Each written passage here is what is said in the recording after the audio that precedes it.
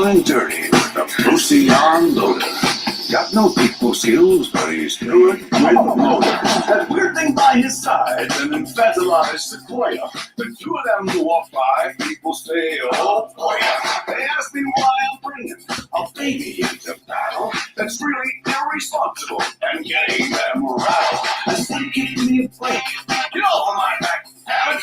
I didn't learn parenting. My daddy was a plague. Stop your hustle, stop.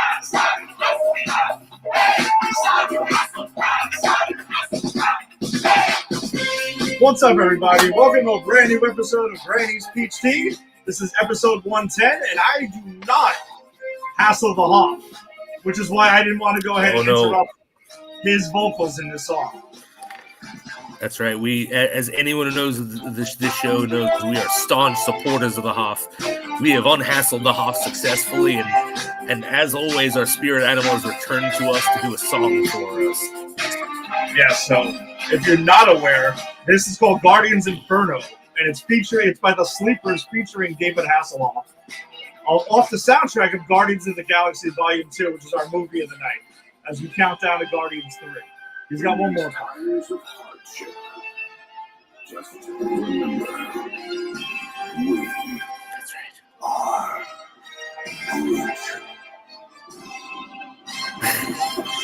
good. There we go. And thank you for joining us. If you're joining us on the Facebook live stream, you're joining us on YouTube or Twitter or Instagram, or if you found your audio-only podcast, we always appreciate all the support, as always. And as always, during the broadcast, you can support the page by sending us stars. It's a digital gift that helps us earn money. So come hang out and talk some comic book, TV shows, and movies with us, and so we can keep on doing that every single week. Jason, are you praising our Savior? I was going to say that, look, if Kal-El is not enough to move you to send us stars, then I want to tell you a parable from the book of Superman. Hasselhoff 3714. If the Hoff was listening, he'd be given stars and digital support.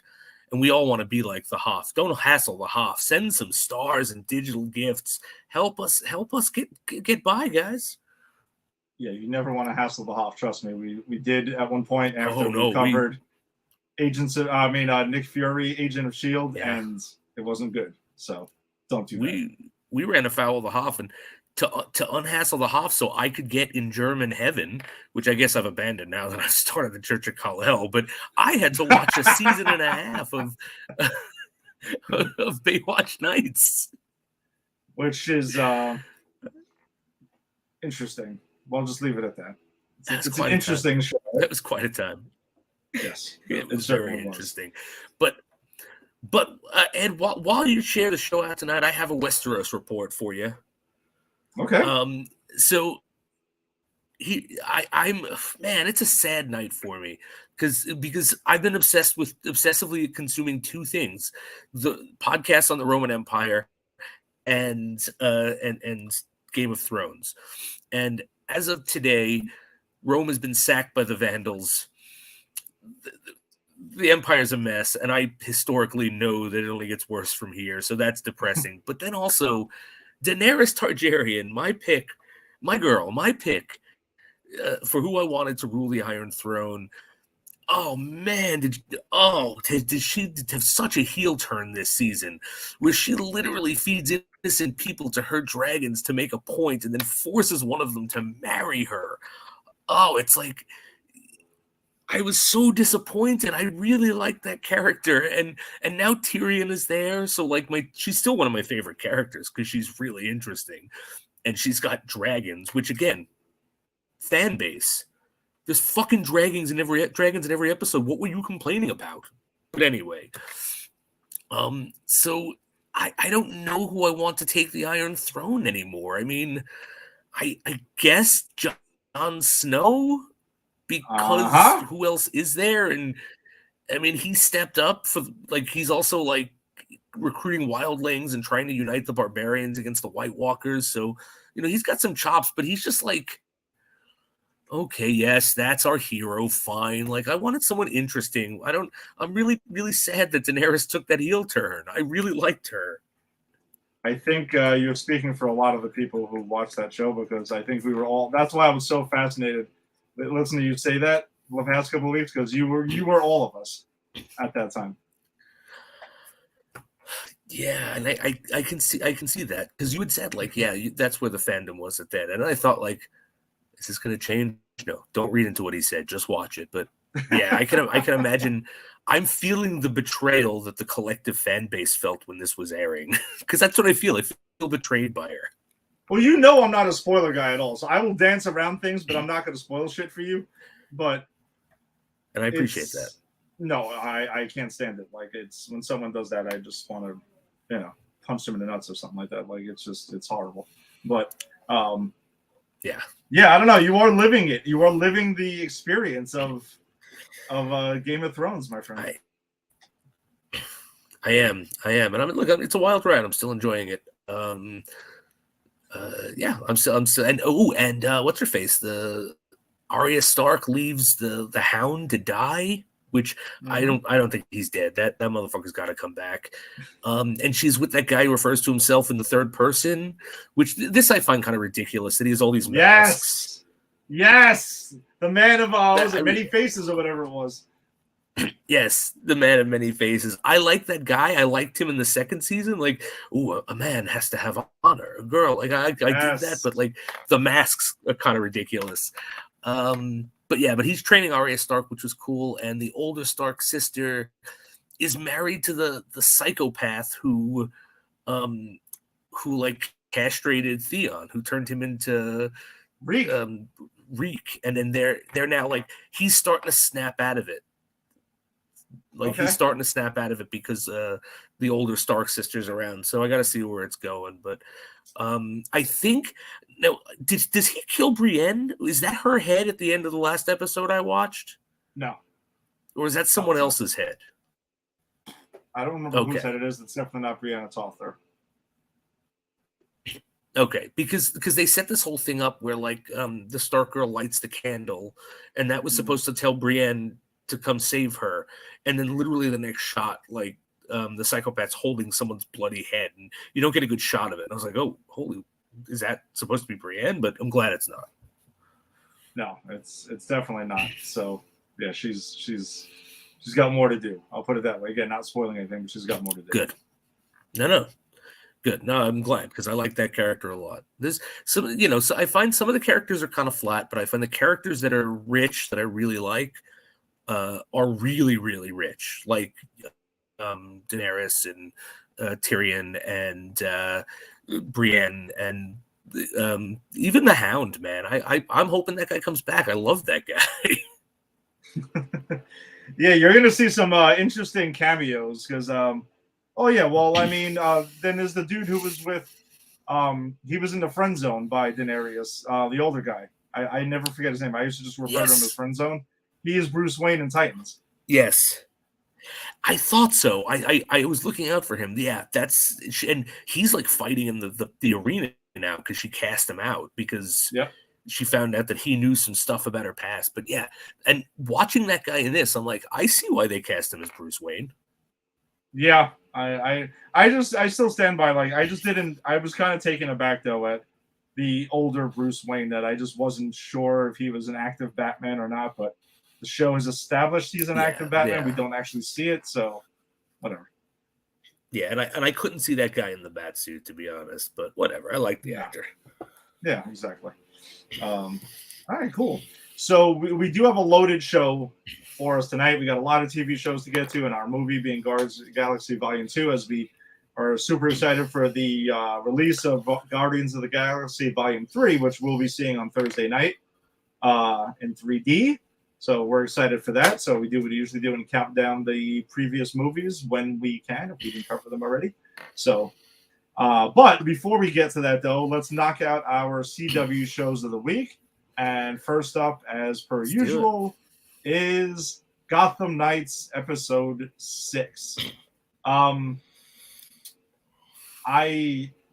Jason, I before you get started with this, I have one thing to say to this show. One thing. Okay. Fuck you, TV show. Fuck you. Joe Chill is like this epic Batman villain? Really? Really? The patron saint of Gotham City's criminals. It's like, who am I taking? Crazy pills? What? Jason, I can only imagine this must have pissed you off way more than it pissed me off. It was so stupid. But that's what I'm saying. I think you're at the point of just laughter.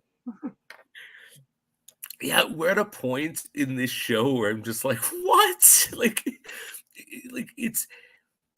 it was like defiling the corpse of a good friend that was in bad taste to the first couple of episodes.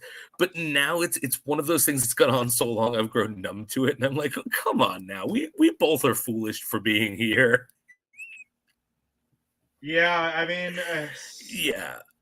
We're doing our due diligence because, again, we're sticking to the assignment that we signed up for originally when we started this 110 episodes ago.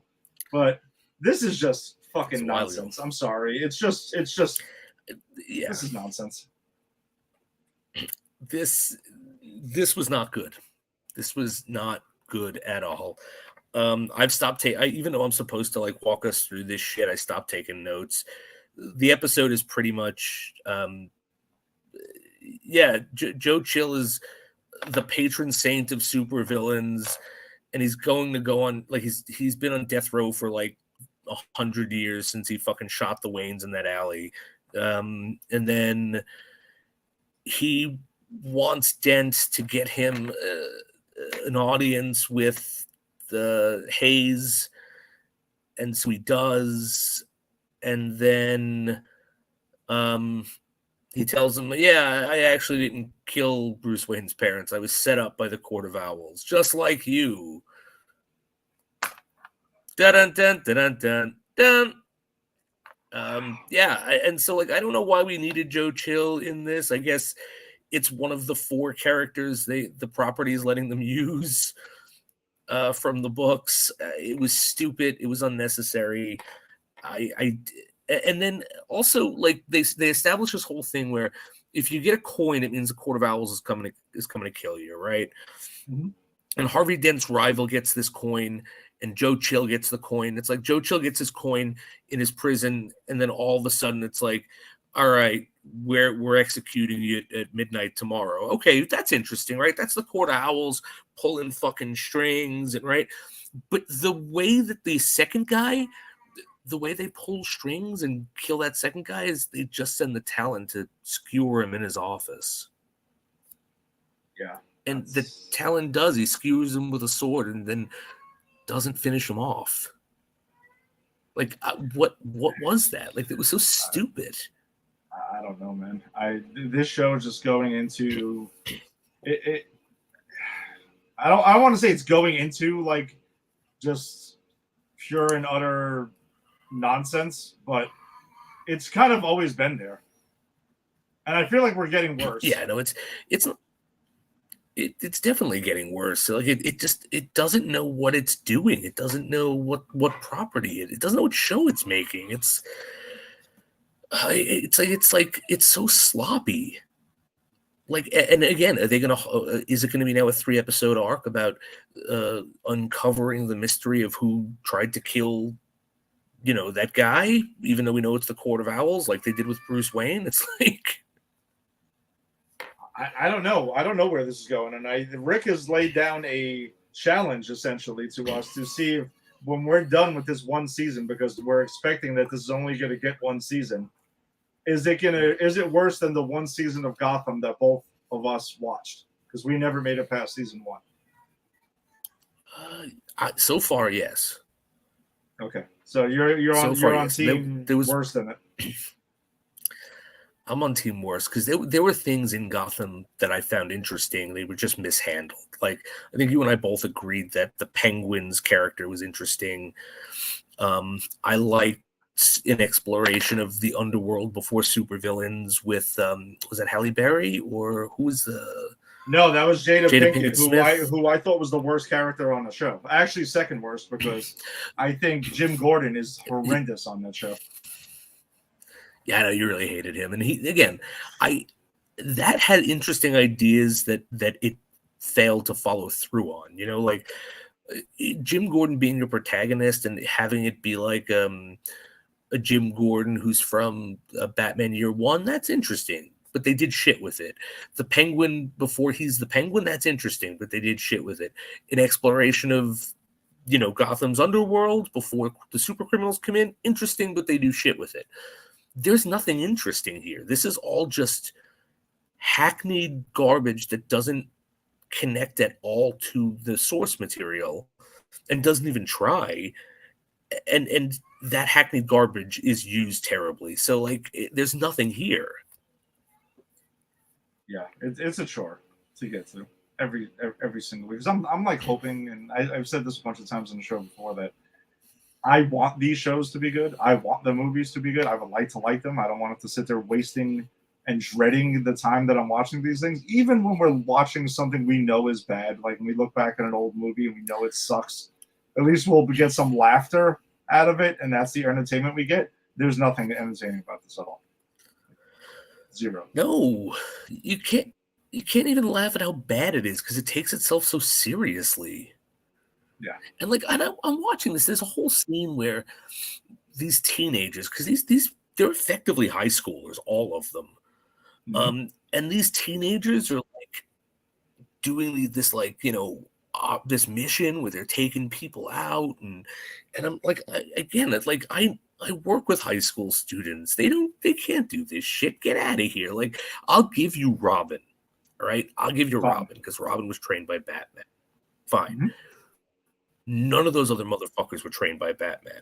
And I don't care about their thieves and the Joker was your pops and Batman adopted you and whatever. I don't care. That doesn't mean you and you're a really smart high school girl, like whose dad owns a quiz show or whatever. Like, none of that means you can go out and be the Gotham Knights and be vigilantes and fuck people up who are like superpowered. None of that means that. And it just doesn't make any sense to see these 15-year-olds running around doing any of this. No, and the fact that they are getting called the Gotham Knights on the Gotham News station that we keep seeing, what? Yeah, what? It's appalling. Really? So I'm also, I was thinking about this too this week. So the death of Batman would not bring Nightwing or Batgirl or anyone back, or none of them existed in this universe. None of them. I'm assuming none of them exist because you're right. I mean, why wouldn't they be there? Why wouldn't the Bat family be there? But like, I'm assuming this is an alternate timeline where instead of getting Dick Grayson and training him to be Robin, he gets this Taylor Hayes kid and doesn't. Yeah, and so the only Robin that existed was Carrie Kelly. Yeah, it was Carrie Kelly. Right. Okay.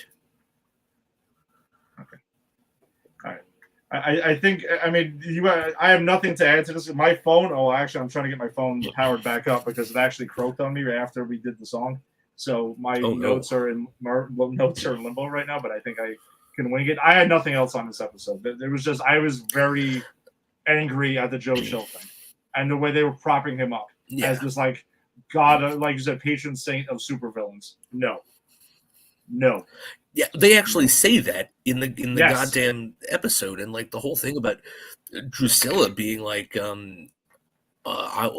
whatever. Is that her name, Drusilla? I don't know. But the Joker's kid being like, get his autograph. Oh, I love that guy. Oh, Joe Chill's it's like, come on, man. Yeah, it was. I get it. Your dad's a villain, but like, why do you have to be a stereotype? Yeah, I just wasn't. And again, what is Duella's purpose on this show? Like, besides, she's got to remind us that she's the Joker's daughter every once in a while, just to know why she's a character. I mean, that's it. I mean, in the big fight at the end of this episode, she doesn't even help them. She just goes "fuck that" and goes home. Yeah, I don't know. It needs to stop, Irving. It just has to stop. CW, please just put an end to this. I cannot believe this has not been canceled already. I told you why. I think they're gonna wait until the end of the last episode, and then they're gonna call it. Like, or maybe the night it premieres, we're gonna get it's done upon, and that's it. There's no way. It's gotten destroyed on Rotten Tomatoes. I can't imagine anyone is enjoying this. And again, if you are, good for you. Congratulations. It's not working. I envy you. Yes, you are a patron saint of comic book TV fans. Yes. All right, well let's get on to it, because there was some other cool stuff that we did see this week. Next up is Superman and Lois, episode 6. Jason, I texted you the other day. This was arguably my favorite episode of the series, like any season. I can see that. And I can see that. It's a great episode. It's because of such a great episode. It's what we're here for. Dude, we get Clark Kent, okay, in a support group for people whose spouses and stuff, family members are dealing with cancer. They're battling cancer. That's what we get here. That's how humanized this Superman has become. And not only do we get that, part of like his big conflict in this episode is not fighting anyone.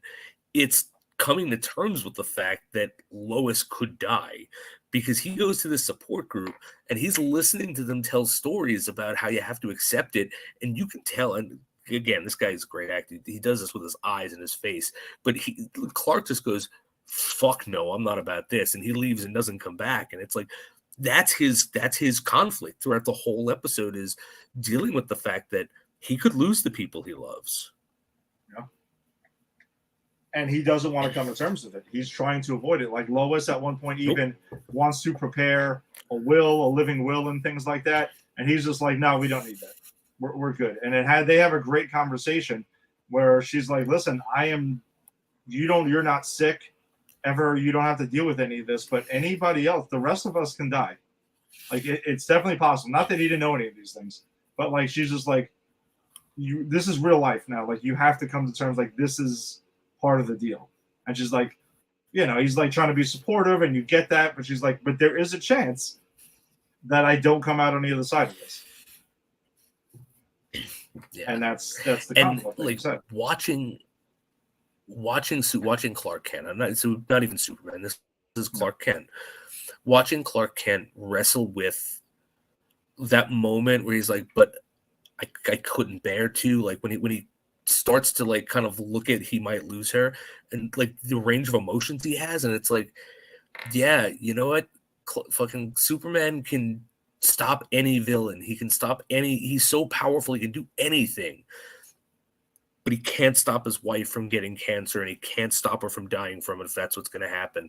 And this show is tapping into that. And I think, again, I keep saying it, but this is my Superman. I've always found this character to be a fucking bore.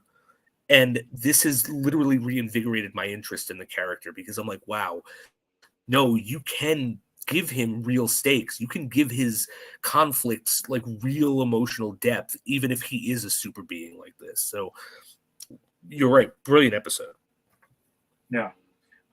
One thing that Superman is dealing with, though, is that he's training Jordan, Kent, and he's in this like danger room type, like to borrow from the X-Men, this danger room type scenario where he's like battling things in the fortress, and Clark is training him and stuff and keeps upping the levels, and he does end up finding out something pretty huge, because there is a scene later in the episode where Superman goes in and does get trapped, but we find out that Jordan jumps in there to help him, And we find out he's not as vulnerable to kryptonite because he's half human, which is a big freaking deal that's in this, because they do talk about, like, Clark wants to make sure that he doesn't know his limits. You can't just jump into things and save people and whatnot.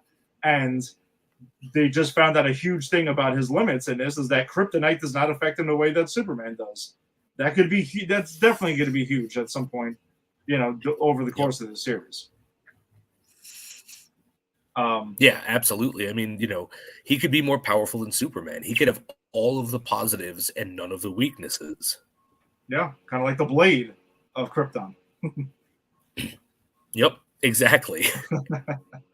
There was another thing in this episode that I felt like it was speaking to us directly, because we joke about the convenience zone and how characters in shows disappear to the convenience zone and they just pull them back out. And one of the characters on this show, because no show seems to be off limits with the convenience zone, is Sophie.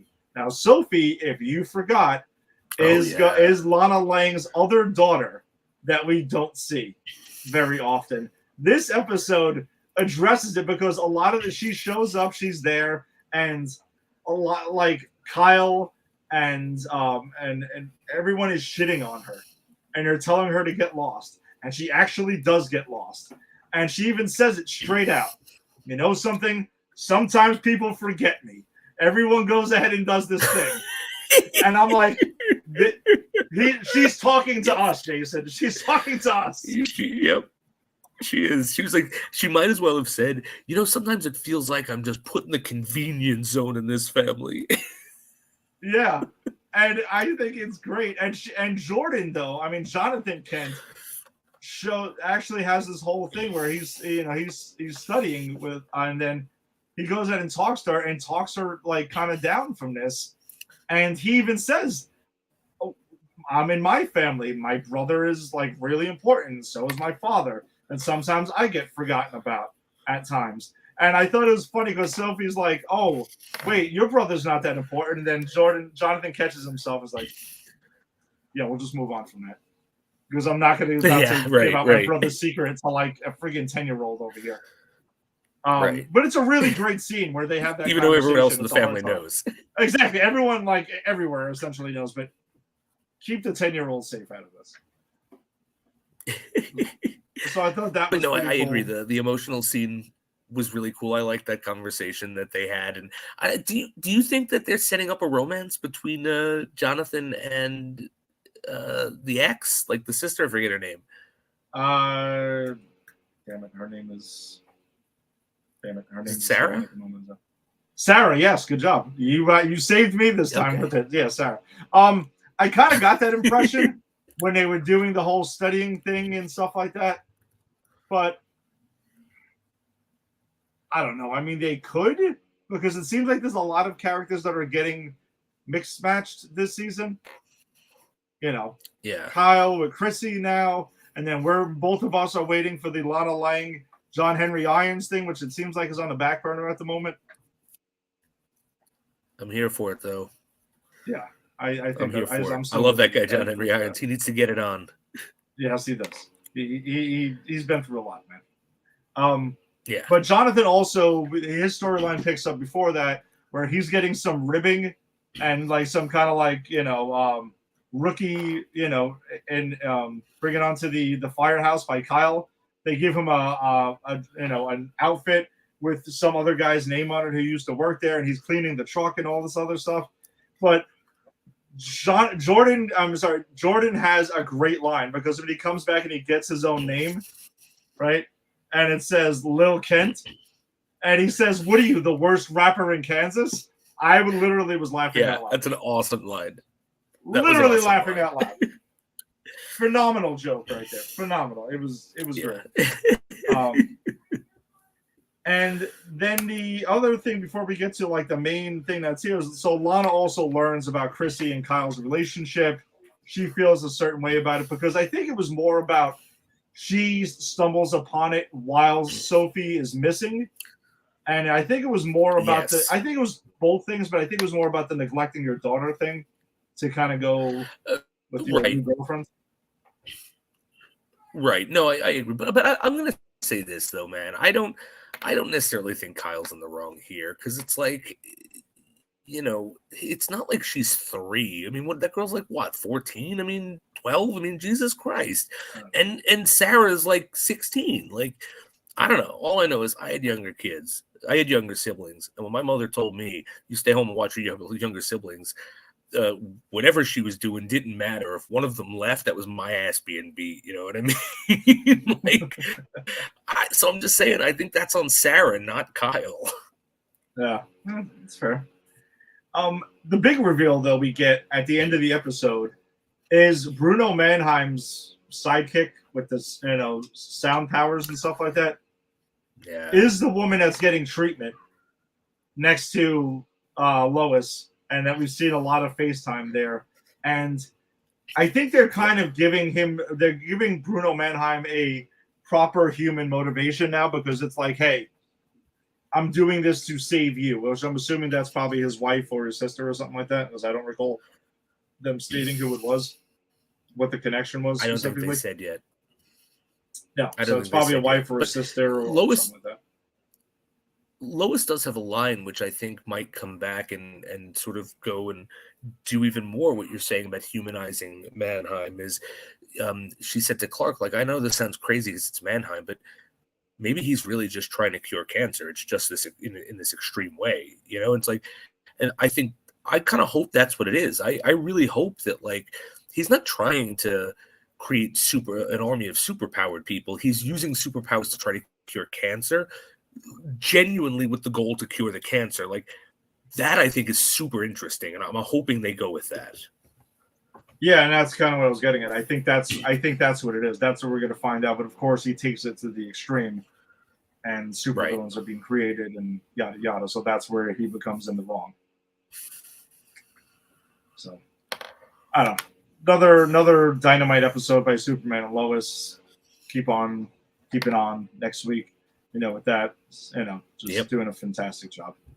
And that brings us to The Flash, season 9, episode 9. All right, I'm really this is going to be interesting. For me, this was the best episode of the season of The Flash. Pretty low bar. If you've been listening to us, our feelings on this season have not been great. There's so much hand waving that goes on in this episode, and again, I feel like the fourth wall is being broken because the characters are basically acknowledging the hand waving. It's mostly revolving around Oliver Queen and his return. Yes, but I don't care. The scenes that he's in with Barry are phenomenal.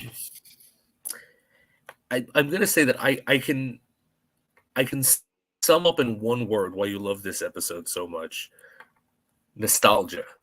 Yes, from when The Flash and Arrow was good. Yes, I totally admit it. That's exactly why I like this episode so much. Which on that I can see that, but like it's not a very good episode on its own merit. Like, if you take Oliver Queen out of this episode, you'd be railing against it this week. I totally would be. I would be cursing it to no end. Yeah, there's no question about it. I fully admit it. It's not like a well-written episode or anything like that. I don't care. You're helping give me closure to a once great Arrow and Flash that I've been searching for. So, and honestly, the Bloodwork return, he comes back, and that's even a thing where they're kind of like, listen, I escaped from Iron Heights. Whatever. I'm here. And I'm like, okay, whatever. And then I'm just like, where's Oliver? Or even when Oliver gets there, I can't go see my ex. Why? Because I'm only allowed to do things to protect the timeline. Okay. Whatever. Okay, I don't care. Sure. No. Jason, this scene is literally, that whole thing is addressed when Iris asks him, how are you back? And he's about to go into the X, because he does explain it to Barry, and it's goofy, it's dumb as shit. But Iris is like, something, it doesn't matter. And I'm like, Iris, you are all of us right now. It doesn't matter. I don't care. She is. It doesn't matter. Yeah. So just the short version is, yes, Oliver explains that he's got the power of the Spectre. He's basically God now because he's creating a brand new multiverse, which is beyond insane. And he only can interfere when the multiverse is being threatened. So that's when he's allowed to kind of temporarily revive himself. And guess what? He meets Barry in the afterlife because Barry gets killed by Wally West, which I actually think that the whole thing was kind of cool. I was actually here for that. Yeah. Where Bloodwork manipulates him. And Wally and Barry do have a cool scene where it's just like jealous that they bring back that whole jealousy thing from when Wally was on the show when they first met. That was cool. And it was great to see Wally West. Yes. That's where my nostalgia got hit. And I just saw this guy on Broadway, so that was kind of cool. Nice. That's true. This is true. Yeah, so I don't care. And then for whatever reason to fight Bloodwork, Oliver's like, listen, he shows up in his Green Arrow suit with the thing and gets the arrow thing back. And I'm like, listen, I don't give a fuck. Let's go. He's kicking ass. And even says, let's go kick ass. He even says, let's go kick ass at one point. I'm like, yeah, fine. Whatever. I don't give a shit. Diggle meets up with him. It's fan service, the episode, and yeah, I think we were both here for it. I mean, it was just like, I think my favorite part of this episode, and it was the scene that I literally said to myself, oh, this is nice. This is them reminding each other that they used to be fantastic, and they both started this empire that's now crumbling. Is when Arrow is like, Flash, you've done so much for people. You've saved so many lives.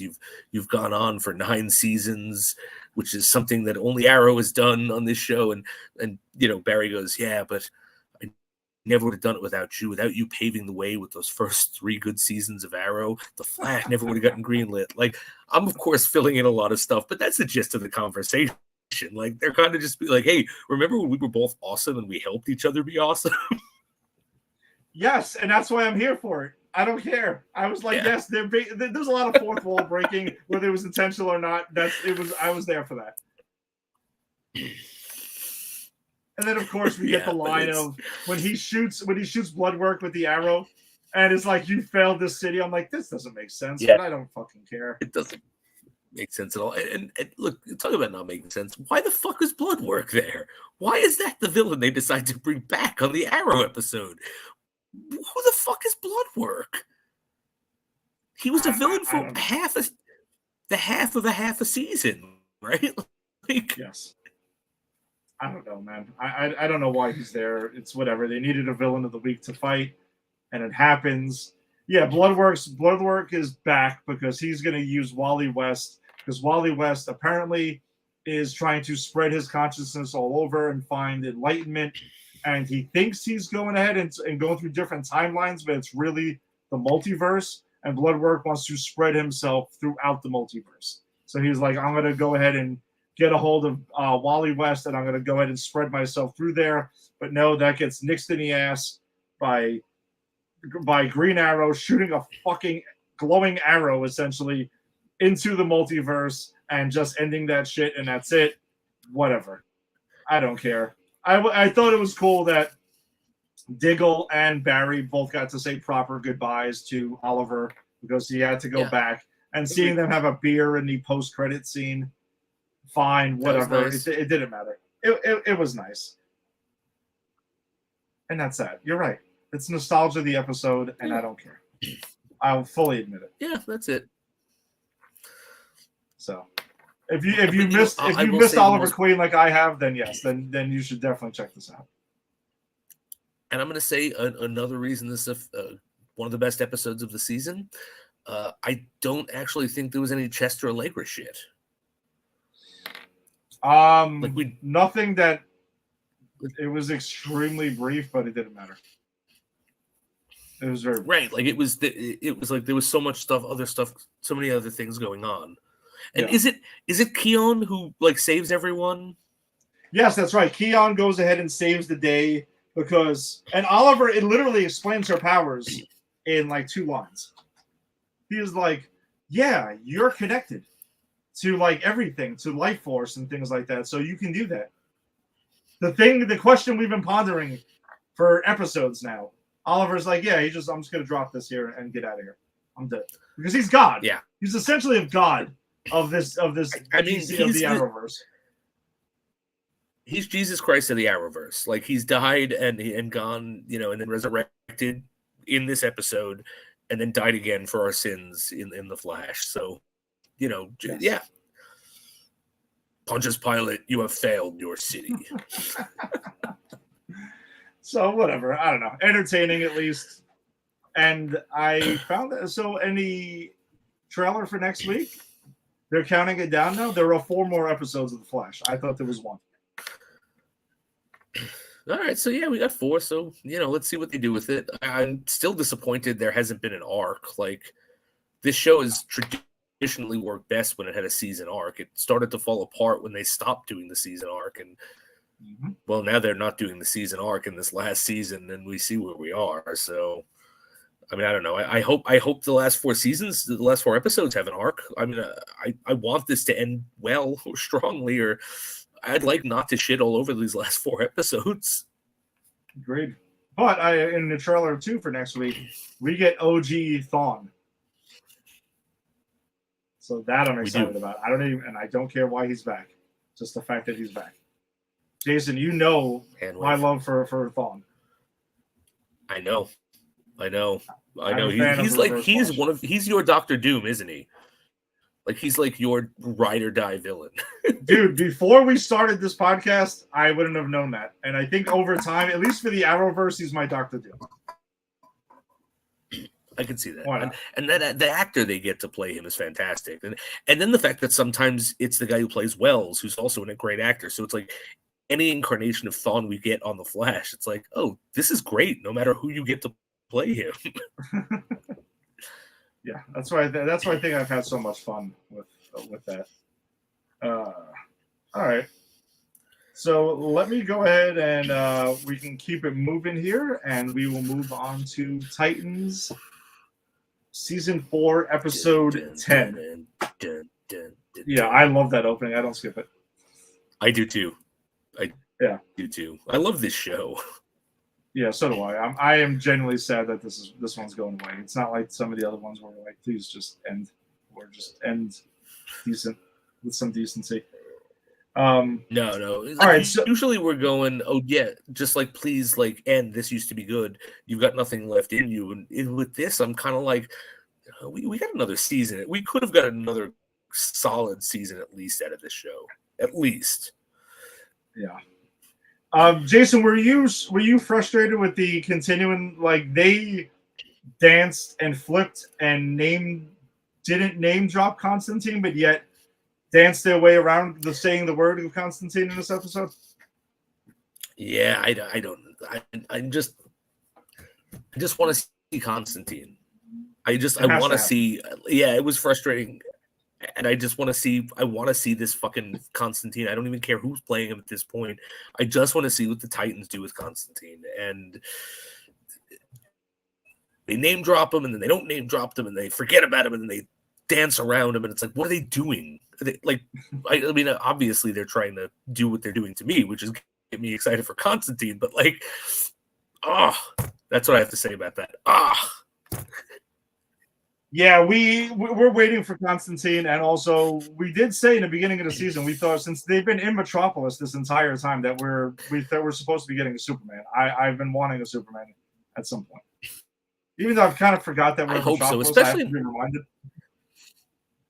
Yeah, well, it's less and less important as we get more into the Brother Blood stuff. But I'm hoping we get Superman too, especially now that we know this is the last season. It's like, yeah, I mean, you gave us, even if you don't give us a Superman, give us a Clark Kent, give us a Kal-El. You know, I mean, do what you did with Batman. Just like give us a non-superpowered version to kind of wet our beaks with. You know, it's last season, man. Who gives a shit? Mm-hmm. All right. So pretty much the basis of the episode is, so Connor goes ahead. Connor, now we get a business card that says Connor Luther. So he's gone beyond the head shaving and everything, and he has Mercy at his side helping him out. So he's like really embracing this whole Lex Luthor shit. He's running LexCorp, and he decides, let me play on Sebastian's insecurities, who wanted to release a video game a while ago, and I'm going to get him under my wing. And after, by the way, Sebastian, I knew she wasn't dead. He temporarily kills his mother. he thinks she's dead, right? Like yes, he doesn't realize that she's coming back. Yeah. No. Yeah, he goes ahead and kills her in this whole thing of like they're having this conversation. She's like, "Listen, blow the horn, bring Triton back," and he's like, "No, I got power. Don't worry about it." She's like, "Dude, you're shit. You are shit without him. So let's just get it on with and let's go." And he gets pissed off and pretty much sets her on fire.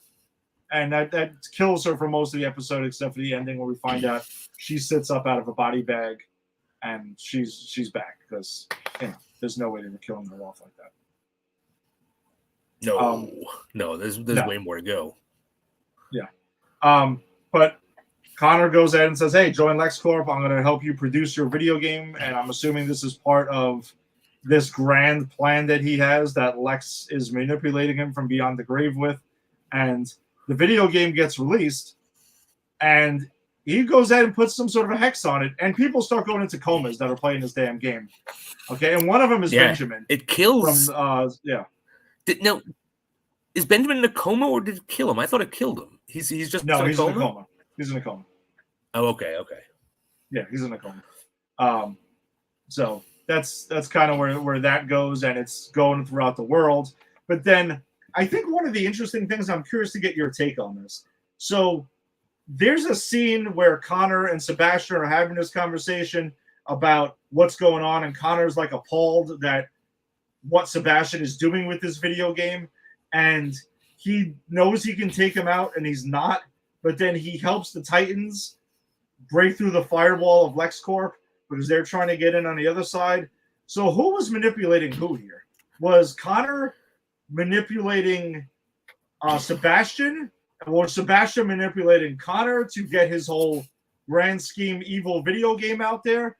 And is Connor working with the Titans, or are they just an ends to the mean right now?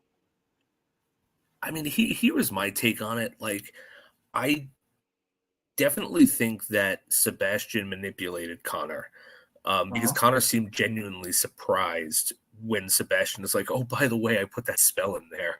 Yeah, and then Sebastian starts to like really assert his dominance, which makes sense because Superboy is has a thing about magic, right? And we've already established that. Yeah. And so my thought was that Superboy knows he can't take him down because by killing him, he kills what's her face. His sister. Why am I blanking on her name? Because I really like that character. But the daughter of Trigon. She's Raven. Part of the Teen Titans. Raven. That's Raven. It. Because they're connected. So like that's what I think he Superboy was thinking. I'm going to give him this opportunity. I'm going to distract him. I'm having Mercy figure out a way to kill him and destroy that horn, which they do set up in the texts. And then he kind of turns the tables, and then Superboy is like, "Oh shit, I can't let this continue, but I can't physically stop him, so I'm going to help the Titans now." So yeah, but I don't think he's officially working with the Titans. I think he's broken away from them.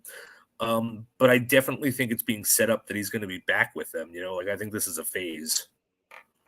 Oh yeah, no, I agree with you. I think this is totally a phase. By the end of this, he'll be back as Connor Kent, and that'll be that.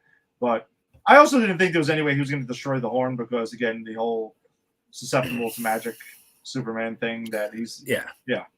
So that was definitely not going to go down. But yeah, I think there was definitely manipulating on both sides going on here, and I thought it was actually well written the way it was there because it does kind of keep you guessing for a second about who's manipulating who. Yeah, no. I agree. I mean, because they're both manipulating each other, and they're both playing a game of chess against each other, and they're both. Well, I think Connor is really, because of his newfound Luther arrogance, I think he thinks, "Nah, I got this hayseed. This isn't even a problem." But Sebastian outmaneuvers him, and I find that very interesting. And I think, and this episode, like, I actually have felt empathy and even sympathy for Sebastian up until this episode, but no, he was free. He could have just put this game out, and it could have been great, and it probably would have been, and he could have just made money, and that's it. He wouldn't have to do. But he kind of he lets that insecurity get to him, and he says the Metrioth Trigon words to get the powers, and that's when he comes back in, and the next thing we see is him putting in there. So I really fucking lost a lot of empathy for him in this episode, because it's like, now at this point you've embraced your villainhood. Yeah, this was when he officially stamped his villain card to move forward. Yeah. But you had mentioned his villain card. He's like, now I'm in. I can join the Legion of Doom now. That's right. The thing you had mentioned too is that there was the connection with Raven and Sebastian that was established in the previous episodes, but they try to sever that, and that's where the Constantine thing comes in. Dick is there helping Raven. Yeah. They end up battling this vampire-looking dude, and it basically is severing the ties so they can take out Sebastian now without killing Raven. So that's kind of cool. Still give us Constantine. The other thing that we were here for is it also picks up where Gar is now stuck in the red, and he's there with the Doom Patrol, because at the end of the last episode, he meets Cyborg for the first time. And then, Cliff is in this episode, Robot Man, so is Negative Man. Loved and it. They pull they pull Starfire in, and they're all stuck in the red. They're playing tennis at one point. But Jason, this episode, to me, it establishes that this Doom Patrol is not the same Doom Patrol from their series, because Cyborg completely has his powers. That's what I was going to ask you about. Is this a different universe, or is this a different time period in in Doom Patrol? Has this happened already? Has this in our Doom Patrol universe? Has this already happened? That's what I was confused about. Because you're right, Cyborg has his stuff. No one's talking about end of the world wereasses. I mean, we don't even have Crazy Jane there. Some of the Doom Patrol isn't even there, and I don't know, is that significant, or is that just because we can't have all the Doom Patrol there? Do they even know Lady whatever her name is, the time traveler, yet? That kind of confused me of where are we in the Doom Patrol here? So I think there's two answers to this. There's one, you're right, this is a different universe or a different Earth, and that's where this is happening on, but they just happen to get the same characters to play both, which is fine. You can do that. The multiverse has been well established in movies and TV shows and comic book stuff now, so that checks out. I think our big answer will be when Doom Patrol returns for their finale and their last episodes. Do they acknowledge this or not? If this never gets acknowledged on their end, then I think it definitely asserts the fact that this is on its own thing, and that's it. And that's fine. It doesn't have to be, but it's fine. It's just confusing to me, only because Doom Patrol literally gets introduced and then starts as a show from Titans. You know what I mean? So I was going along on the assumption that they were running on in the same universe. Although maybe it's in the future. Maybe in the last episode we see Gar or something like that, and there's a fold over. So I guess for me, I'm confused, but I won't talk about my confusion until I see how everything ends, and then I guess we can talk about how our feelings about how it fits in together. Yeah. And again, if they don't acknowledge it, to me, it's just hey, guess what? Whatever. You guys decided this was a different universe at some point, probably because the writers on both shows were fuck it, we don't want to have to keep on acknowledging back and forth, so screw it. It is what it is. But yeah, I would prefer there to be some sort of final answer to this at some point. But I'm glad we do get Cliff in this, because Cliff is there, and they're playing this tennis match, and they have this random Cliff conversation about, listen, we've never established this to see, but do any of you guys have working penises? At some point, referring to Cyborg. I thought it was hilarious. And I had to say that as I watched that, I thought, see, these are the hard-hitting questions that we try to cover here on Grannies. Cliff, does Cyborg have working genitalia? Right? Yes. But Cliff brought it up for us, and that's why Brendan Fraser, my boy, thank you. And did you also think that there was a bit of tension with Cyborg and Starfire? I was kind of getting that. After she punches him in the face, yeah, because he. Yep, I mean, maybe. I mean, look, Starfire likes to get it on.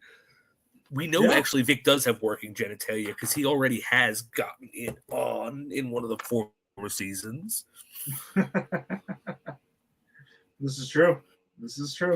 I don't know, man. They'll mess around though, because I mean, from everything we're led to believe, Dick and Starfire, they're the ones who end up again together, and they're kind of like, I guess to jump into our Guardians of the Galaxy, they are the Quill and Gamora of Titans. Like it's even though it's not a totally unspoken thing, because in season 1 they got it on.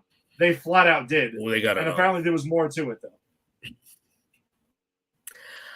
You know what though? I'm willing to bet that they're the kind of people that even when they get together and they have their big, this is the romance, they're gonna have an open relationship. They both like sex with other people too much. I mean, come on. Dick Grayson's gonna sleep with 3 more women and maybe a guy before the end of this show where him and Starfire together, and Starfire's gonna do the same thing. So, all right. So I guess that kind of brings us to our movie of the week then. As we are counting down to Guardians of the Galaxy Volume 3 dropping next week, which we'll be covering then, we went back and we knocked out Guardians 2. So I was telling Jason before we started this evening, and I said this on other episodes, that I wasn't, for a while, my recollection of Guardians 2 was I was kind of pushing it down my MCU rankings. This movie's pretty fucking awesome.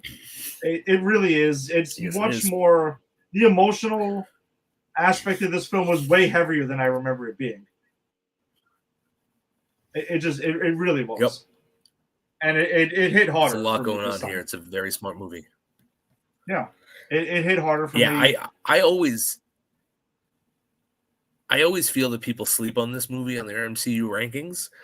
And I think it's just because it came out in a time where there was so much going on in the MCU, and there's Thanos and there's this and there's that. And I think a lot of us think about I don't do this, but a lot of people, a lot of fans think about this as like, okay, well, this is the movie that explains who Nebula is and why she's doing what she's doing, or the Guardians doing what they're doing when we get to Infinity War. But like, this movie in and of itself, just as a movie, is, I would say, just as good as the first one.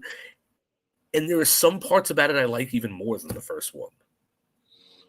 I still will hold the first one in higher regard, but not as much as I did prior to this viewing. I genuinely really enjoyed the hell out of this time around, and I did the first time I saw it. I don't know. I just feel like it was a weird thing with it, but the focus on family in this movie, especially obviously between Peter and Ego, and we find out that that's his father, and then obviously he flips out and finding out that he's the one who gave, Ego went ahead and reveals his master plan. And it's like, hey, I'm the one who gave your mother the cancer. And then we've seen Peter flip out in Infinity War, and then this was before that, so it does set the tone that Peter kind of has a short fuse, especially when you mess with someone that he loves. And when you mess with Peter's loved one, forget it. He's gonna fucking snap, and he will blow holes through you like he does to Ego. He turns him into Swiss cheese right there, like instantly, and breaks that whole like mind fuck he's going through. Yeah. So it does check out his character arc in Infinity War. Like, it reinforced it a lot to me. Like, yeah, something that does add up to me, that he would react like that when he finds out that Thanos fucking sacrificed Gamora to get Soul Stone.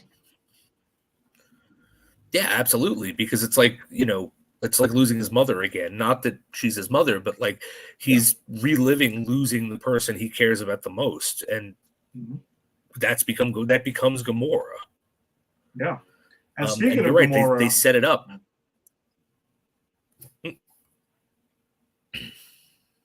Oh, sorry. Yeah, no, we're dealing with a little bit of a delay. There's a lot of rain in New York and shit. So, yeah. So sorry, guys. The whole thing with Gamora and Nebula in this movie, pretty heavy. Also, like Nebula's just like, listen, man, I get it. You're like the killer of the universe, and you're the most feared woman and stuff like that.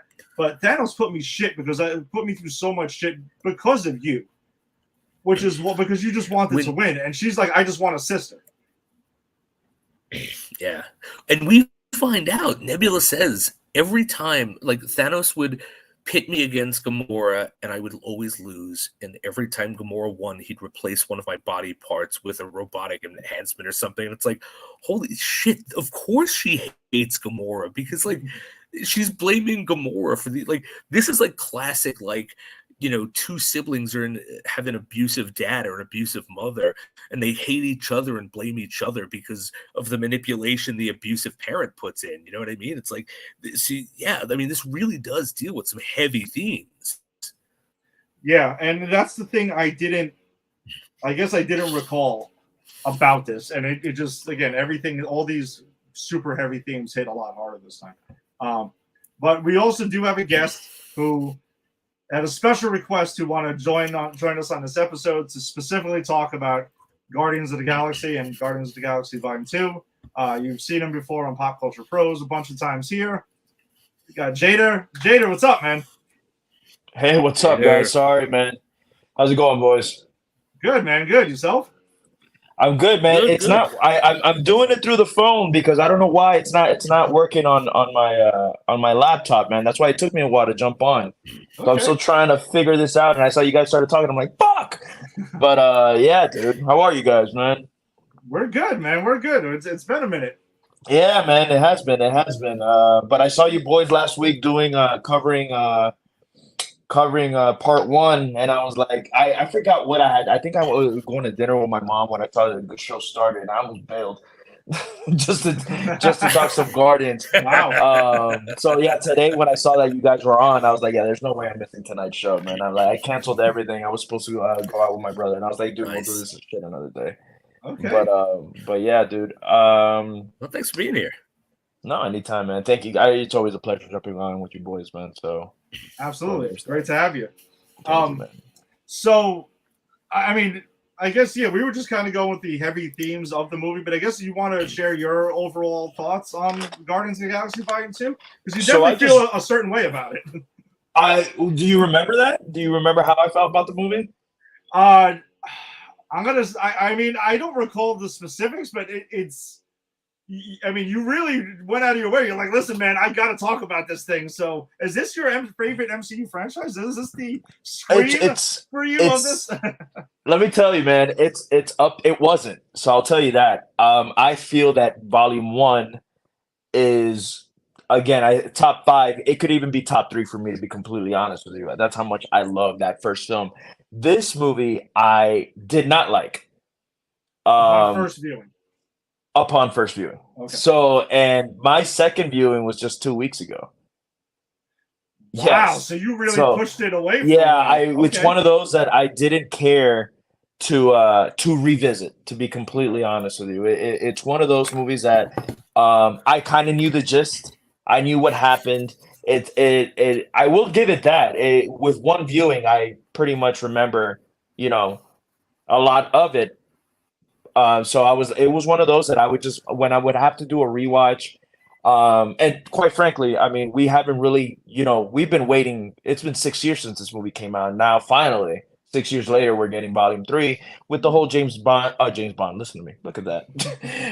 The whole James Gunn, the tweets and all that, all the shit that went down. A lot of us didn't think we were ever going to get this film for a while until, everything settled down and everything was all right again. But I wouldn't want anybody else taking care of these characters, to be honest with you. These are characters that, so obscure in Marvel, and this guy brought them to life, and kind of unanimously, without anybody knowing who the Guardians were, unanimously, everybody instantly fell in love with them with that first film. He did such a great job with that first movie that I feel like this movie was one of the first that I feel everybody was like, I cannot wait for Volume 2 to come out. Right? Everyone was just on that Guardians tip because the first one did so well. The soundtrack, I know you guys spoke about it already, but it's just one of those films that it's near perfect for me. in every aspect. It had drama. It starts off, really strong with the death of Quill's mom. Yeah. And then right immediately after that, as sad as that is, you have him, kind of like that Indiana Jones feel. Him, grabbing the Power Stone, not knowing obviously what it was, but doing all that, and you're cracking up, you're listening to music. I remember just bobbing my head the whole time with that soundtrack. Then you get introduced to a talking tree and a raccoon. It was one of the first, I think, the first MCU film that actually included Thanos for a minute, right? Because I know That's you what had we him said. before, but I think this is the first time that he was in the actual film, not a post credit. It was the Right, first so- Josh Brolin, Yeah, Correct. yeah. like official Thanos we got. So it's just had so much going for it, and then the hype level for me, at least, right? When the sequel was coming out, and we had Winter Soldier and Guardians back to back. 2014 was a great year, and those are in my top 5. Those two.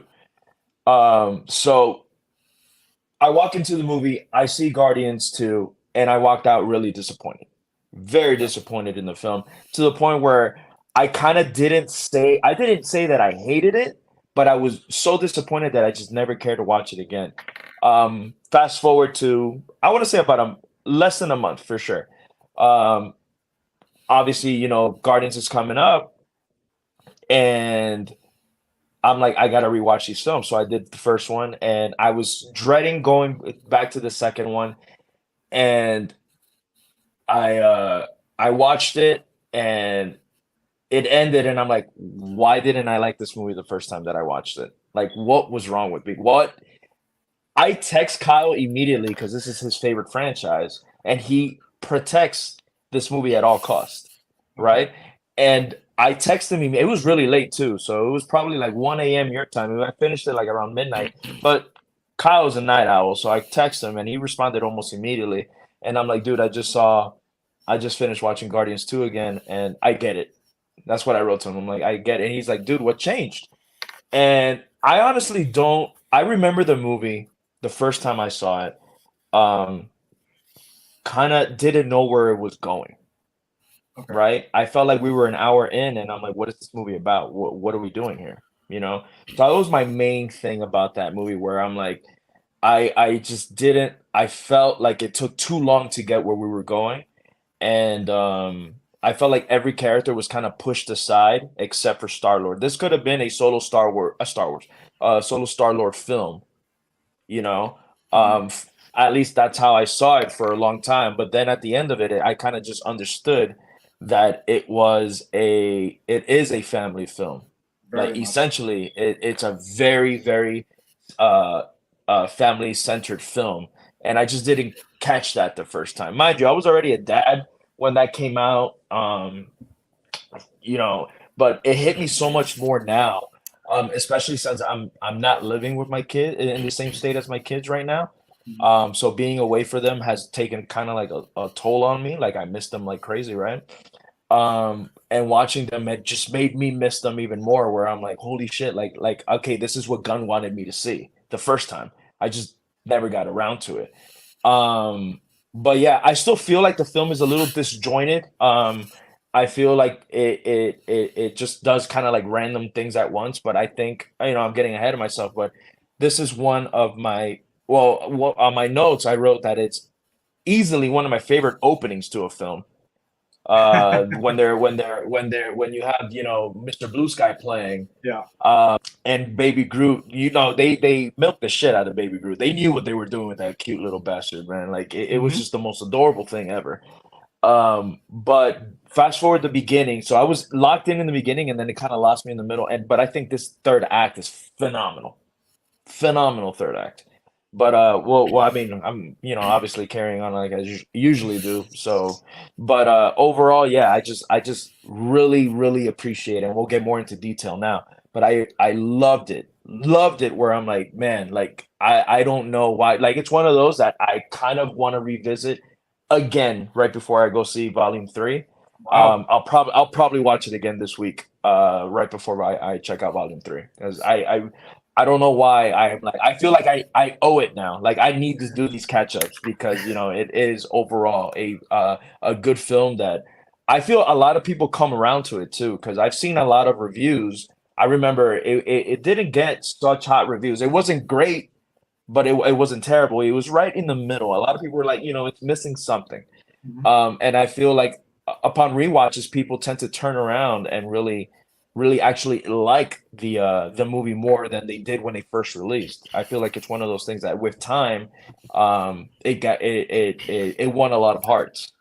Yeah, so it sounds like me and you both had kind of similar reactions upon rewatches, because I remember before I saw this earlier today, I saw it like twice. I saw it in the theater, and then that was kind of it, and I didn't watch it again. And I kind of felt the same way you did.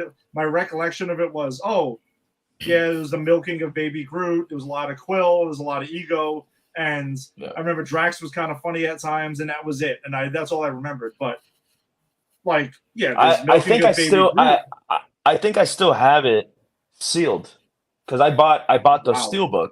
Okay. But I think I never opened it because I just collected the Marvel Steelbooks. Yeah, me too. And it's one of those where I don't think I even opened it.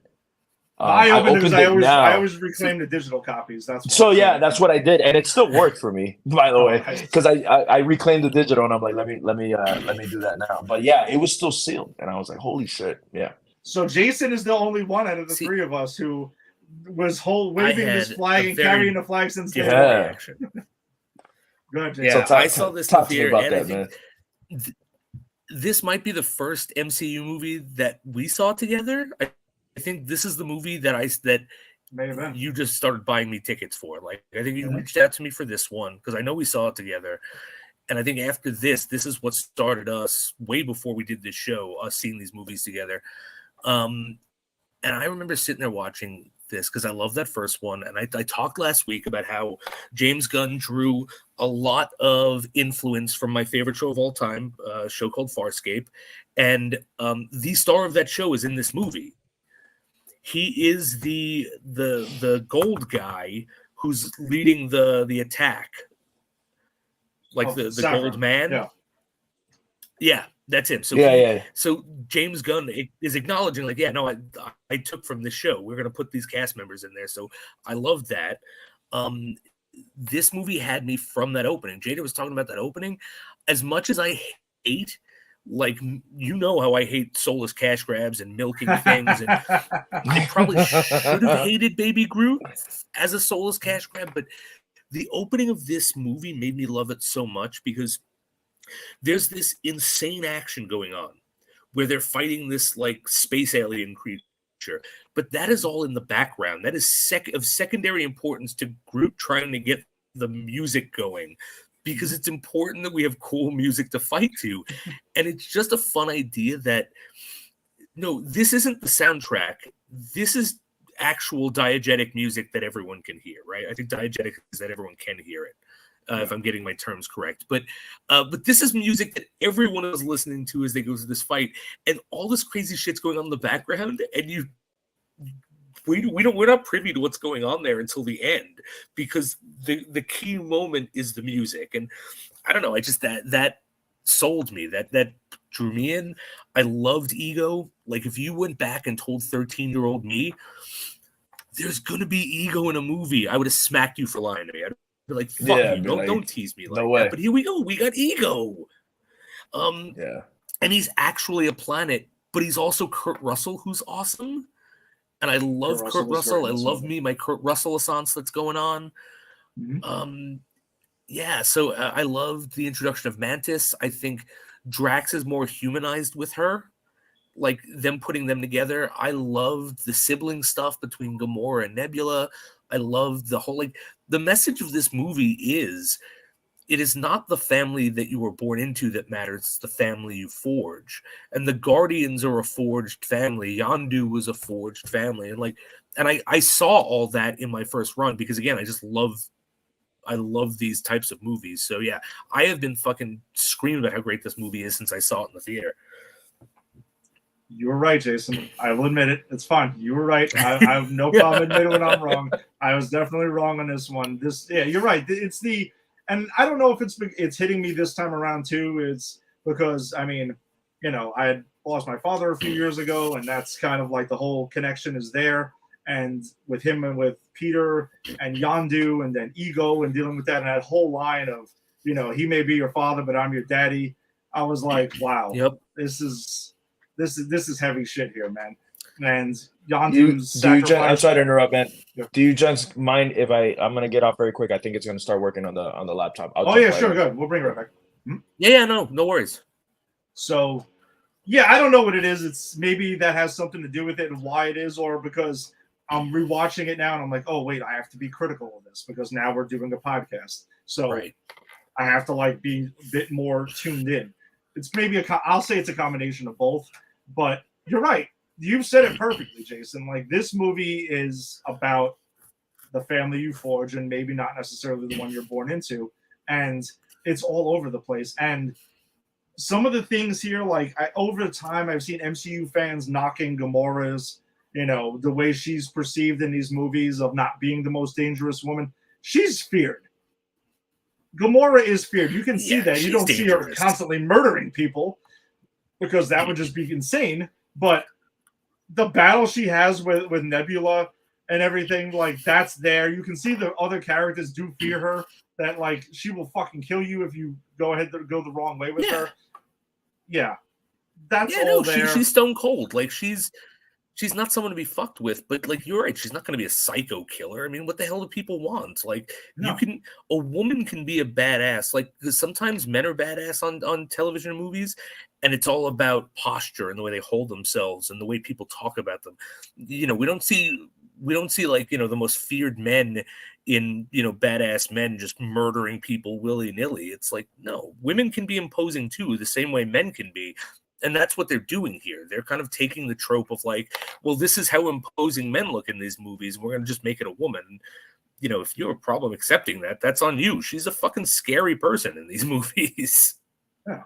And then there's Drax also, who I know I've seen people complain about the way he's characterized. He's just like an idiot now and stuff like that. I still don't take it as like he's an idiot. It's just they mentioned it in the first film. Like, his people are very literal, and he operates on that, and that's where the sarcasm goes in there, and everything he says will be literal there.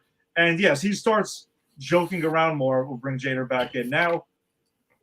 Yeah, there we go. He's back. There you go, Brian. I'm back, baby. I was just mentioning how Drax's portrayal in these movies by some fans, they've kind of knocked it as, oh, he's not Drax the Destroyer. He's just an idiot now. But his people are very literal. So the comedy is set up there for that, and he's hilarious in this movie. He is. He has. He was fantastic. He has one of the best lines in this movie.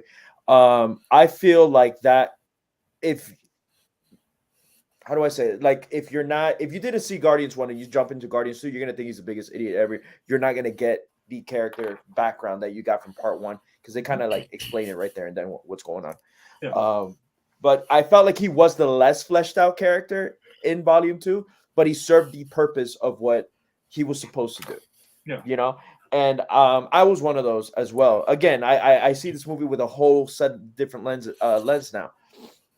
But I was one of those where I'm like, man, I hate what they did with Drax in part 2, because reading Drax versus what you see in with Drax it's two completely different things, right? But I love what Bautista did with this character and what James Gunn did with this character overall. And I loved him and Mantis. Like that part, I completely forgot the part with Mantis where, he's talking about the inner beauty and all that, and he calls her like, you're just so ugly. I cracked up because as he was saying the line, I remembered it, but I completely forgot, and I laughed so hard. And I'm like, man, this is so funny, dude. But and especially at the end when they're all having that big emotional scene, Yondu's thing, and it's like, you're beautiful, and I'm like, wait, he's coming around to it on the inside. In the inside, I'm like, this is motherfucker. yeah, dude, yeah. I think the thing with Drax's character that I could see why people were annoyed, because they kind of did make him more comedic in this. Like, he's more of like a comedic foil. I'm okay with it because I actually think Dave Bautista's funny. I think the character's funny, and like, I've never read the comic, so I have nothing else to compare it to. And I also feel like they kind of did his character beats in the first one, where like his whole thing was avenging his family's death, and they killed Ronan the Destroyer. And now I get it. Now it's like, okay, but Thanos was really pulling the strings. But like, I don't know. I think Gunn had a choice of making him comic relief or just rehashing the beats that we had in his character in the first movie. And I think if he rehashed it, I think people would be complaining as well. I think, I just think the way Guardians 2 fell out, the way that, the way the story is going, Drax is unfortunately not going to be the richest character because there are so many of them and they're trying to do so much with them. So I'm okay with it, but I get why the fandom would be kind of annoyed. Yeah. The other thing too in this movie is they really further the relationship with Quill and Gamora there, where the emotional payoff in Infinity War really does make more sense because they move along there.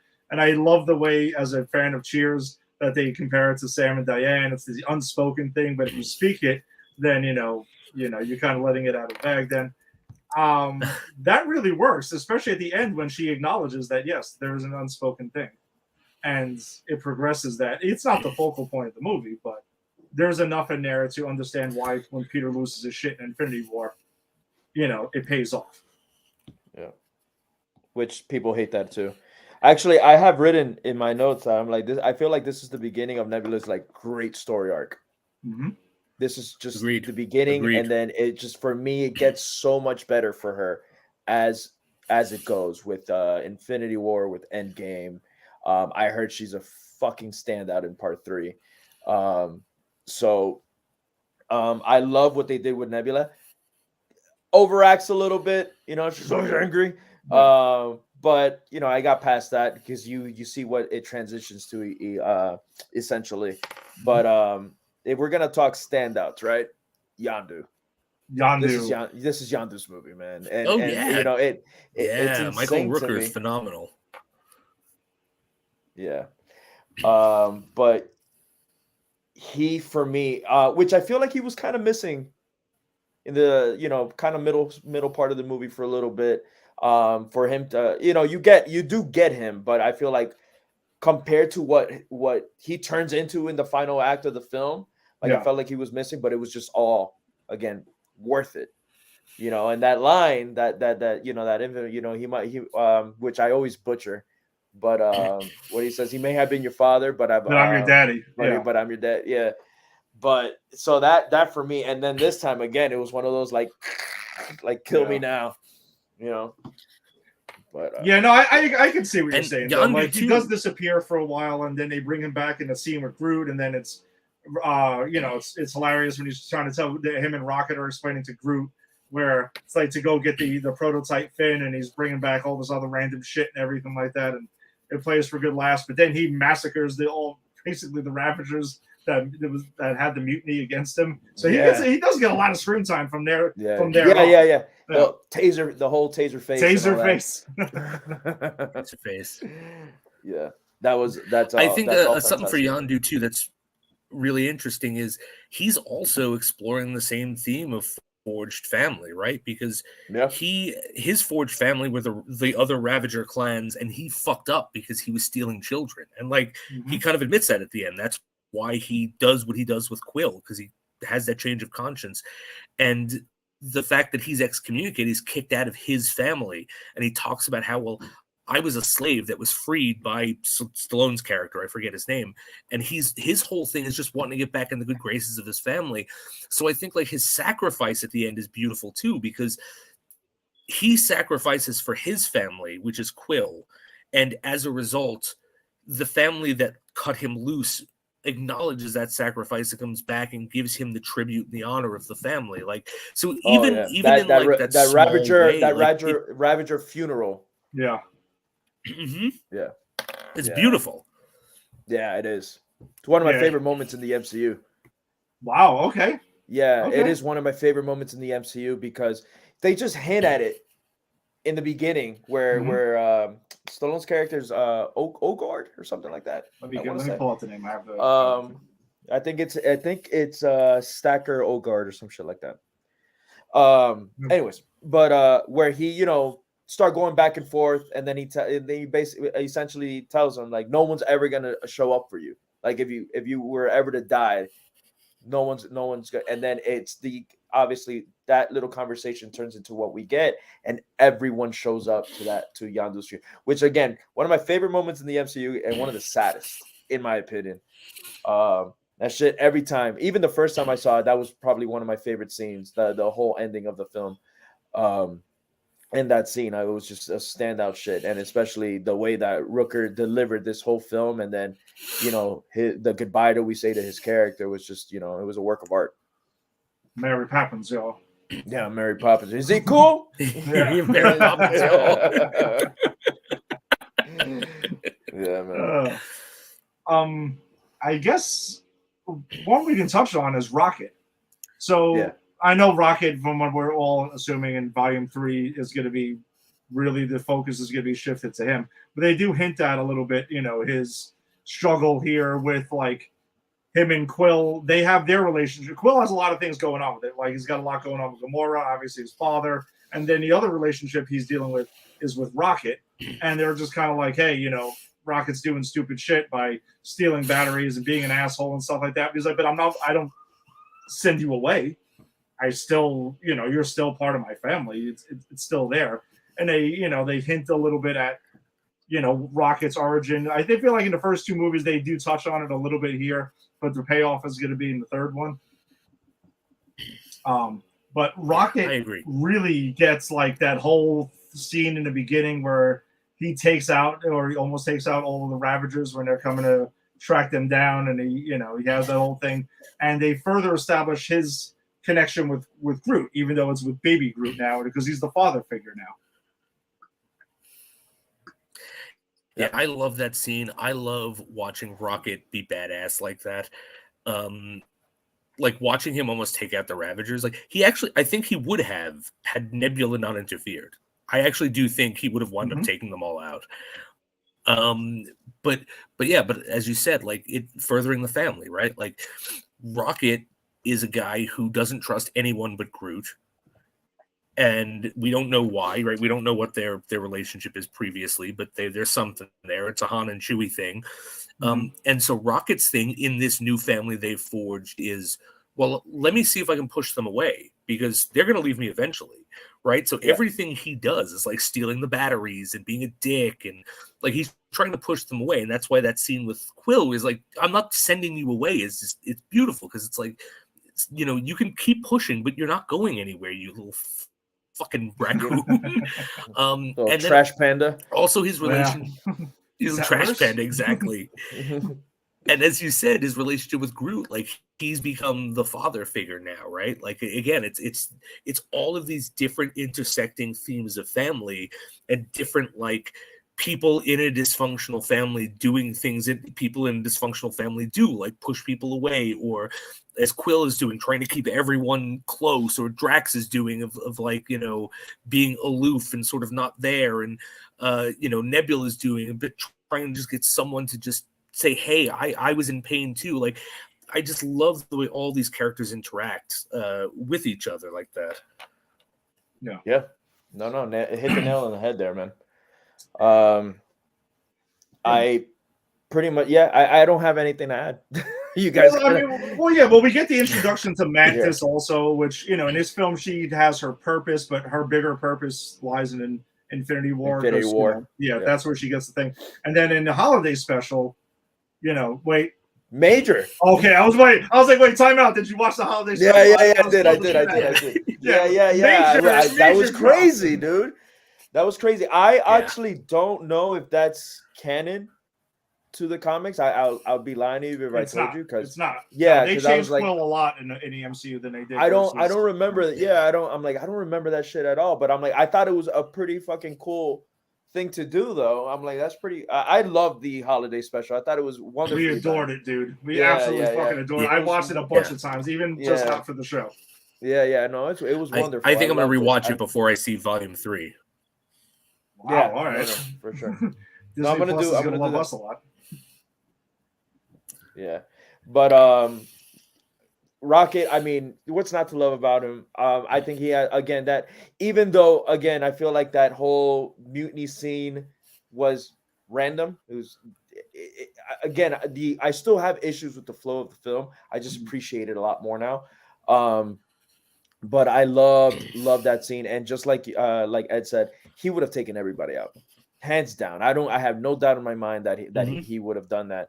Obviously, 3 is very, very central to him, at least from what we're getting with the marketing from it. So we'll see. You know, I know we all have our thoughts on that.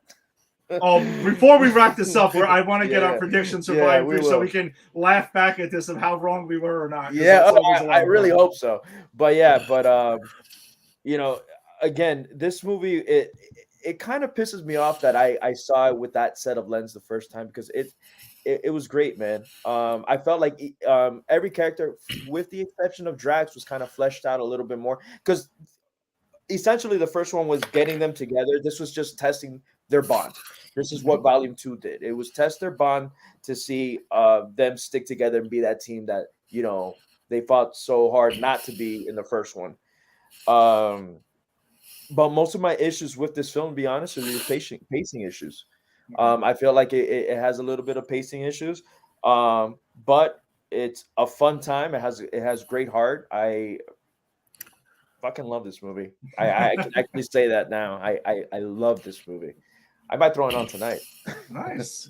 I think it might also set a record for post-credit scenes, by the way, because we get Craggle, who's learning the arrow that he got passed down by Quill from Yondu. So we get that, and he friggin' hits Drax with it, and he's screaming in complete agony. Kills me. I forgot about that credit scene. Funny. And then again, I kind of felt like I saw this movie. I obviously essentially I told you that I did see it.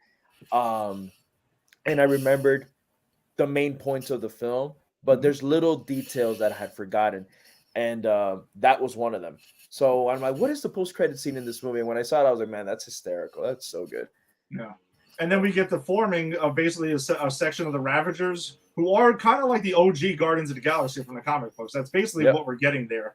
So that was cool. I'm hoping they follow up on it in Volume 3. That it wasn't just like a throwaway thing. A little throwaway thing. Yeah. Adam Warlock tease happens with the Sovereign, which we know we're getting Adam Warlock in this one. Oh yeah. Finally. So, yeah. My boy was not involved with Thanos at all, which was super weird for me. Yeah, we were with I'm the same way, man. Like, after the fact, it was a little weird, man. Yeah, it was a little weird for me, but it's overall, like I said, all I know is that last time I read the Infinity Gauntlet comic, which I read every couple of years because I still have my original, Adam Warlock was key in that. And that was my one and only one thing with the Infinity War movie. It's like, no Adam Warlock. It's not perfect, but it'll do. It's not. No. They did a hell of a job, man.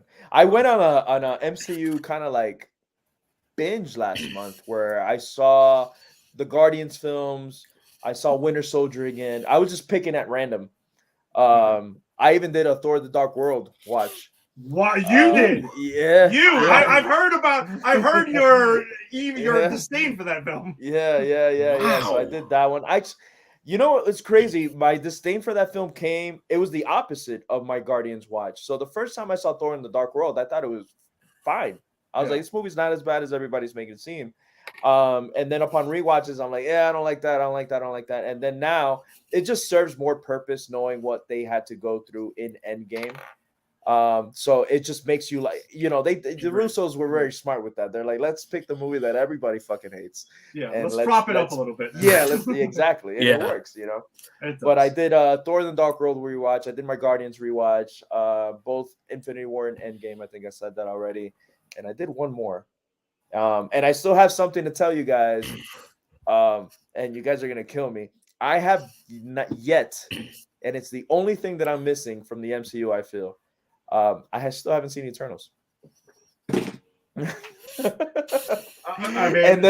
it was one of those where I'm like, I need to watch it because they mentioned Celestial, obviously Ego being a Celestial and all that shit. And I'm like, I asked one of my friends, I'm like, does that do they talk Ego in Eternals? He's like, watch it. He's like, I'm not gonna tell you anything, just watch it. You need to watch that movie. He's like, it's really, I feel like you're gonna like it. I was like, all right. And yeah, well, eventually I will. just the short version. My brief thing was I didn't know what to make of Eternals upon the first watching. I walked out of there very strange. I was confused. I'm like, do I like this movie? Do I not like this movie? And I saw it like 2 times that weekend again after that, and I'm like, I get it. I see what they're going for. I kind of dig this. Like, it's not a very MCU film, but I don't know. I liked it for what it is. I'm not yearning to go back and rewatch it that often, but I don't know if it's a knock against it. I don't know. I would watch other MCU films first, though. Jader, I'd say if you saw it, that's good. If you didn't see it, that's fine. Like, it's fine. I don't know. Well, I feel so. This is the thing. I feel like every single film that has come after that, I felt like, unless I'm missing something that I felt like I haven't needed to watch it. All right, so I'm gonna put it this way. I got it. I'm gonna tell you something about it without spoiling it. There's a huge thing that happens in that film that is not acknowledged yet, but apparently it's supposed to be a big part of Captain America: New World Order. Okay, there's supposed to be something that's there. There was a. Okay. Did you watch Miss Marvel or no? Yes, I did. Okay, so there is one of the. I feel like that show gets knocked a lot. No, we praised the shit out of it because we think that's arguably the best show that they've done. Thank you. Well, WandaVision. I agreed. I still have Miss Marvel right below it. Yeah, honestly, and I loved. I know this is not the Miss Marvel hour, but I loved it, and I feel with the trailers. I know you guys probably talked trailers already. Obviously, she was my favorite part of that trailer. And she is probably the main reason, because I was not excited for this film. I wanted to see Monica Rambeau, but I have Captain Marvel on the lower end of my MCU films. It's just not crazy about it. She's the reason why my ass is going to be in that seat opening night. She's so fantastic. She steals it. And then I was laughing. Delightful. It looks so much fun. It looks like it's going to be a different beat from the first one. Kind of feels like, and kind of the show did too, kind of like Spider-Man Homecoming-ish, but I loved that aspect of that show. So when sorry, I went on. No, that's fine. But yeah, I loved Miss Marvel. But you were going to say something about Miss Marvel. Well, but no, besides Miss Marvel, with Eternals. So there is something that happens in Eternals that's supposed to be a huge payoff in another upcoming MCU film that I think you would be very excited about too, because it's technically the debut of a hero that we have not seen yet. Technically, I'll just leave it. Technically, haven't seen. We have not seen in the MCU. In the MCU, I'll just leave it at that. I think I know exactly what you're talking about because I think that was spoiled for me already. Yeah, so I don't know. That's what I'm saying. I'm not going to be the guy for it, but I'm dancing around. Yeah, no. I heard rumors, but it made no sense. But now you're telling me what it is, and I'm like, okay. So I don't know how they had that character in there, but if it's who I'm talking about, I am going to say that Snipes. So it's like it's a post-credit scene. Yeah. Okay. Yeah. So I heard about that. Yeah, I heard about that, but it made no sense. I was like, they're like, dude, there's a cameo, but you don't see it, and I'm like, and then whatever. We can just say it now. And when we talked about it when it happened, Blade's voice is okay. So and it's Mahershala Ali. Blade's, that's awesome. Go ahead, Jason. Go ahead. Jada, let me just say, Blade's voice is in it for a line in a post-credit scene. That's all. I'm not saying like you don't need to see some things in this movie, but like do you want to sit through a 3-hour movie knowing that you're sitting there because Mahershala Ali has one line in a post-credit scene? No, well, that's what I'm saying. Yeah, probably not. I'll just Google that shit. I'm not promoting Eternals for you to listen to one line from Mahershala Ali. Absolutely not. If that's the case, no, don't do that. Because he'll message me like, dude, fuck you. Like, honestly, I have a feeling that this movie's being so knocked, and I've been putting it off for so long that I might be one of the defenders of this film. Maybe. I think you are. You know, that's a lot of my friends that know kind of my taste in film. They're like, "You'll like it. Trust me. I think you're gonna really like it." And I was like, "All right, we'll see." My mind changes all the time. The expectations of it. I think a lot of people walked in expecting a traditional MCU film at the time, and they didn't get that at all. It's nothing like it at all. Yeah. So that's what I think. Phase 4 has been a little funny. It is. It's been a little. It's been everywhere. I'll admit that. Yeah. Yeah. So Still not bad. It's still better than some of the other shit we've seen, but absolutely. Fuck, I wanted to touch on something else. Give me 1 second. Well, a couple of quick things I want to touch on Volume 2 so before we can wrap that aspect of this. So in the post-credit scene, we also got a dancing Grandmaster that you blink and you miss it. That I thought was fun. Yep. We got David Hasselhoff also singing the Guardians Inferno, which was what we opened the show with. So always respect and Hoff. Teenage Groot is introduced, which gets set up for Infinity War. So you're not like, where the hell is Baby Groot? And Stanley furders his conversation with the Watchers. Watchers, man. As a Watcher. So that was. I have to say that is my favorite Stanley cameo because as a Watcher, it has been up until that point. It was a joke among the fandom, like, oh, he's a Watcher, right? Because he did a cameo in Spider-Man, he did a cameo in the Hulk, and he did a cameo in all these different multiversal things. And the fact that he's a Watcher, and that's true. Every single cameo is him just being the Watcher. I fucking love that being canon. I love it. No, absolutely. I agree with you 1,000% there. All right, so predictions for Volume 3. Who's kicking? Who's getting it? Who is not making it? What Guardians are not surviving Volume 3? I have 2. Go ahead. Rocket, which I really hope I'm wrong because the they're making it too obvious at this fucking point. You get me? Where I feel like they would do the opposite, where they're like, we're not gonna focus on Rockets, and then we're gonna rip your hearts out. And I don't think Drax is gonna make it out of the third film. I think I think those are the two that I feel that I think Drax is gonna do something crazy, and I think we're gonna probably lose him. My prediction, I don't think it's gonna be at the end. It might be in the like mid right before the climax of the film. Maybe the reason why they formed their plan to attack, but I feel like Drax is gonna probably sacrifice himself something big, and that's what's gonna like have that bind, and then somebody's gonna die at the very end as well. That's my prediction. So is that who Quill is crying over in the trailer? I think so. I don't think it's Rocket. I think it's Drax. Okay. Yeah. Jason, this is all speculation, by the way, guys. Yeah, we're not spoiling shit. I have no idea. I haven't seen the film. I know a lot of people have. Yes. I have not. Yeah, we haven't. Yeah, no, I have. And to be honest with you, I'm going to just throw some fucking names out there, but I have no idea what's going to happen in this movie. I'm going to be inflammatory. I'm going to say I think Quill's going to die.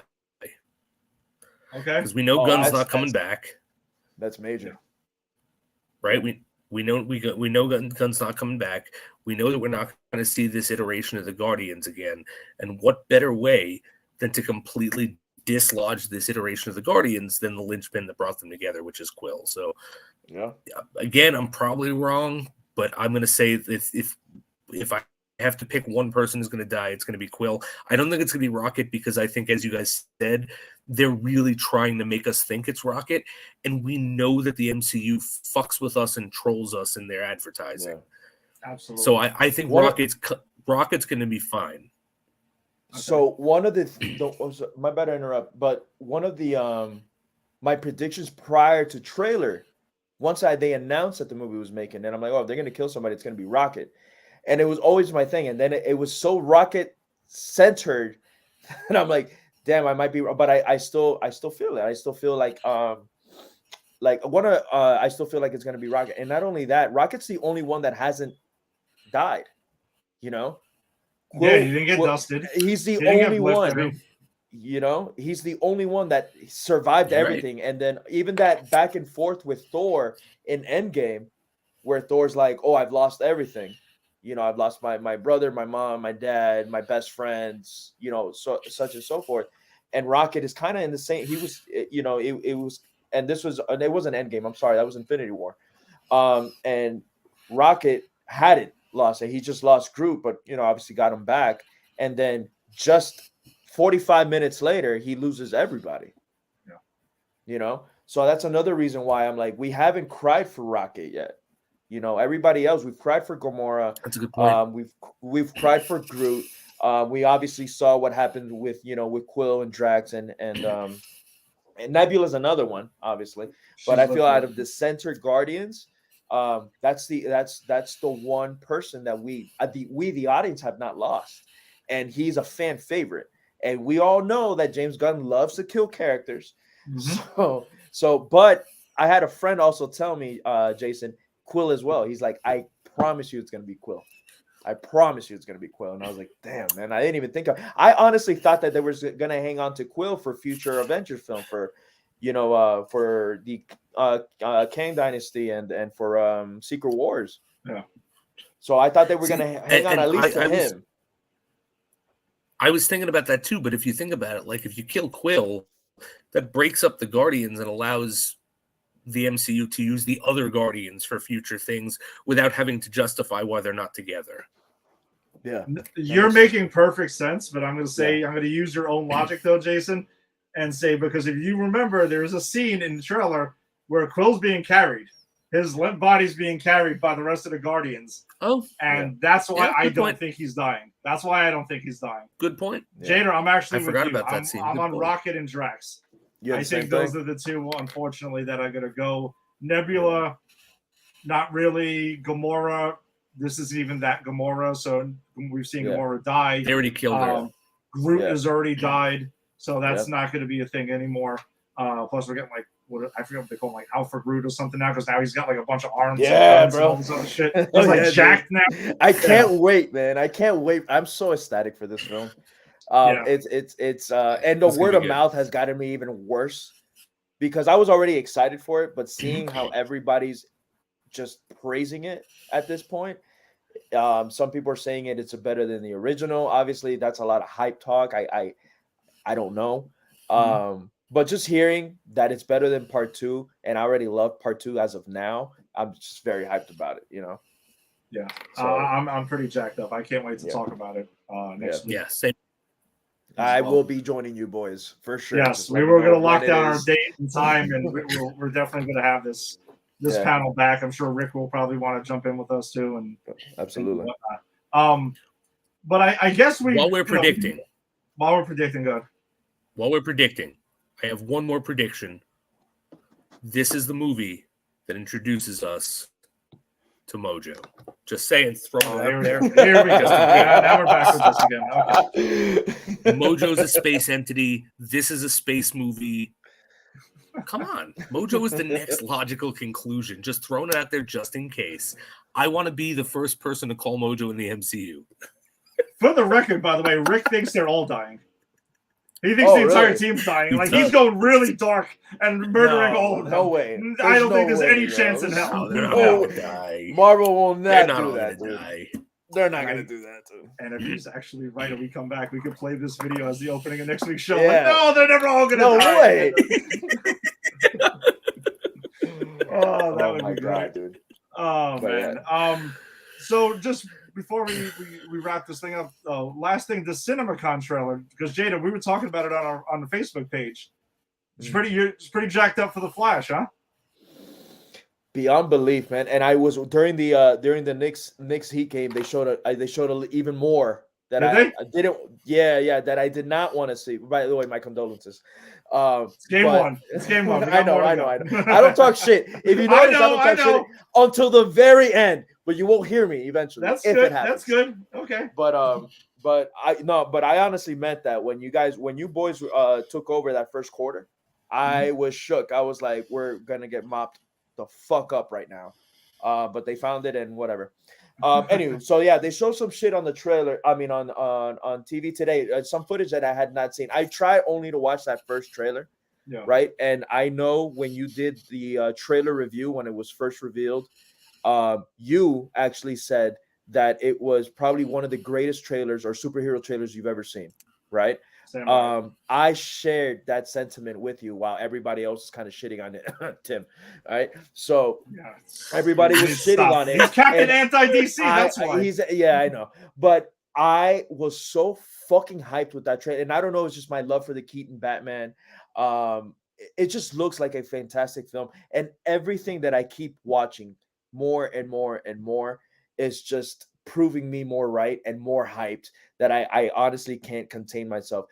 Crazy enough, as hyped as I am for Guardians, I am more hyped for the Flash than I am for the Guardians right now. I'll agree with you. I'm going to echo that. You know, I agree with you. you. Also because I feel like with Guardians, I feel very safe with like James Gunn Guardians. I know we're going to get something quality. With the Flash, it's like, wait, the DCEU has been so erratic, but wait, this could be like the best maybe they brought to the table. That's what they're saying. That is what they're saying. A lot of people are saying that is the best, hands down the best. I mean, to some people, what are they going to say? Oh, low bar. You can't say that. They've had some good shit, man. I'm sorry, they have. They have. Yeah, no, and I agree. I mean, Zack Snyder's fucking Justice League for one is one of the greatest for me. Wonder Woman, they have their Shazam. I love the first Shazam. I love the first Shazam. Yeah. The Suicide Squad, James Gunn. Yeah. So for me, we obviously know that they've said it that this is resetting the DCEU. Mm-hmm. And then Andy Muschietti, I think is his last name. Muschietti, I'm not sure. Yeah. So for me, at least with It Part 1, he knocked it out of the park. Mm-hmm. It Part 2, it dragged on a little bit too much for me, but it's not a terrible film. It's just compared to what he did with the first one, it was kind of night and day. But him taking over this IP, and what I've seen so far, I really honestly I had no negatives to say about that trailer. I'm so hyped for it, and again, just friends of mine that have seen it already, that I reached out because they were at CinemaCon. I'm like, hey, what? They're like, dude, you're not. I can't even tell you how great this is, how funny it is, how the action, and they apparently they saw it and it wasn't even ready yet completely. They still had to work on some CGI. The CGI, and they're like they said it afterwards. Oh, this CGI is not done, so it's gonna look better than what you guys already saw.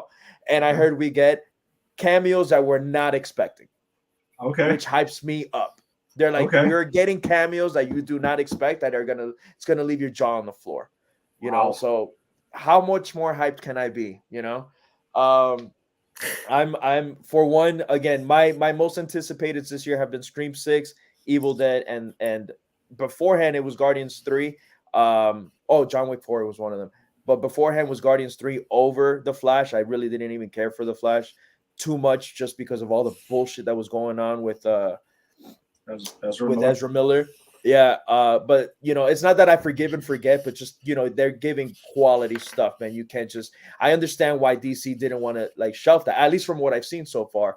I understand why they were like, we cannot shelf this. We got to figure this the fuck out and push it because it looks epic. It looks like the best shit that they've done. So and that's what I'm saying. Like in terms of the trailer, this boosted my excitement through the roof. Like just even hearing Danny Elfman's Batman theme and seeing Keaton in the suit again, and also saying it. Exactly. Him saying it's like, it's like he said the thing. You said the thing. Yeah.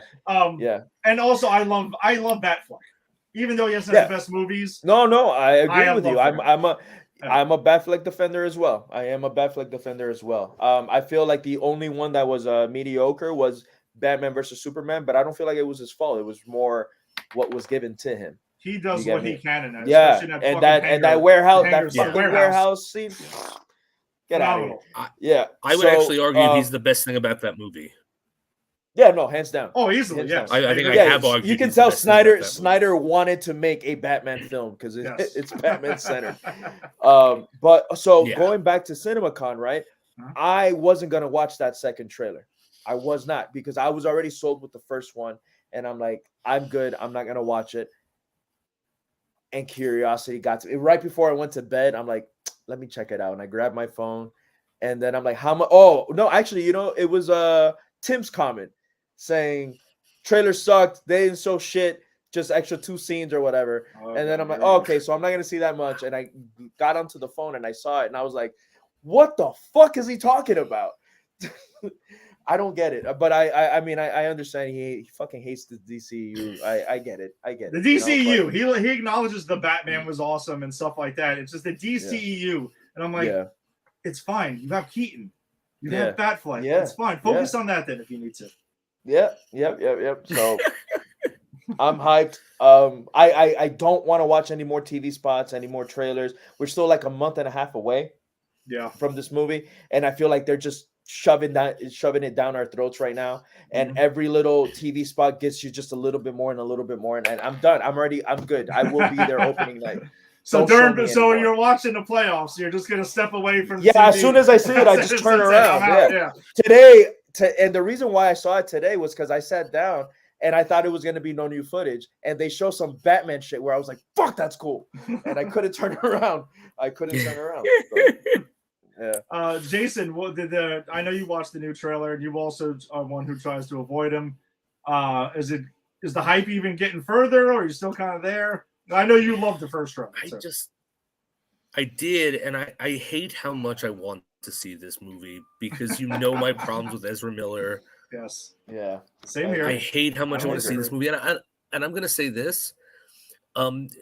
Seeing Keaton say, "You want to get nuts? Let's get nuts." That was a ding for me. That doesn't make me happy. Yeah. I didn't like that because it's like having him in this movie is fan service. I don't need the line, but having said that, I don't care. I still want to see this movie. It's I would say this: Keaton is Batman again.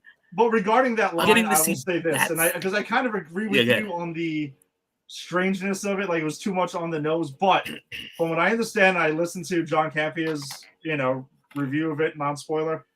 He said that it's, as much as that is in the context of the film, it absolutely works. So so that's fair. I'll check. Yeah. I'll put it to the side. It's fine. And I'm not saying like, oh, that's shit. I'm just saying like it's. I know there are two camps. There are people who loved seeing that. There are people who did not. I'm just saying I'm in the people who did not. However, I liked it, man. Really I was just like, fuck yeah. Yeah, that's he said the thing on the other trailer. He said the thing on this trailer. I'm good. but also, and I have to say this too. I want to see this movie. At first, it was I just want to see Michael Keaton as Batman. I just want to see Batfleck back. But now I'm seeing these trailers, and I'm like, no, this looks like a really solid adaptation of Flashpoint Paradox, which is one of the best Flash stories ever told. So I'm actually after this. I'm excited to see not just the Batman stuff, but the Flash stuff. And again, I hate saying that because I don't want to support Ezra Miller. And to what you said, Jader, like, I give them a pass this time because they didn't know who they were working with. So like, you're not going to shelf something like this. It's $1 billion fucking movie. But they do need to make sure they don't make him the Flash again. That's kind of where I sit with it. I don't know about you. I agree 100%. I'm with you because it got to the point where I'm like, fuck it. They Batgirl shelved this fucking movie too until I saw the trailer. I was like, please don't listen to me. I don't know what the fuck I'm talking about. I'm not in charge of $1 billion movies. But they need to figure it out, which another thing I heard is that he's phenomenal in it, which sucks. That's what I'm seeing that a lot too. A lot of people saying Ezra Miller the way he carries both characters, young Barry and old Barry, older Barry or whatever. And I heard he carries the film as well, like that he does just such a phenomenal job. And it sucks because maybe they introduced Wally, maybe that's how they end it, maybe Gunn. I don't know. I have no idea. Flash is actually, funny enough, one of my favorite DC characters. It's one of the ones that I followed throughout. One of the comics that I actually sat down and read. I was a fan. A lot of people weren't of the New 52 comics. I really liked the New 52 Flash comics. I think I read like the first, I don't even know, 20, 30 issues or something. I don't know how. I stopped at some point. But I had them all. I had the whole collection of the New 52 Flash comics, and I really, really dug it. When I found out that this was essentially Flashpoint Paradox, I was kind of pissed off because I'm like, how are you going to start the first Flash movie like this? You didn't earn it. They didn't earn it yet. Yeah, I was thinking. Yeah, I'm like, this is more like a third film for me. Like.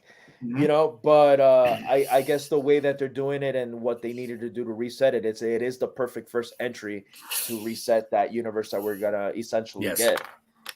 And again, overall, like I said, James Gunn, I know a lot of people are pissed off with some of his choices. I'm actually really mad about the fact that we're not gonna have Cavill again as Superman, as far as we know.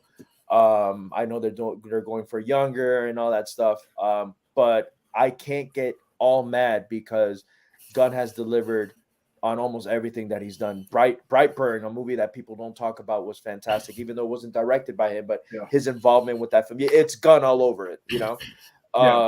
You know, both Guardians films now, the Suicide Squad, everything that we've seen from him so far is like a 10 out of 10 for me almost, you know.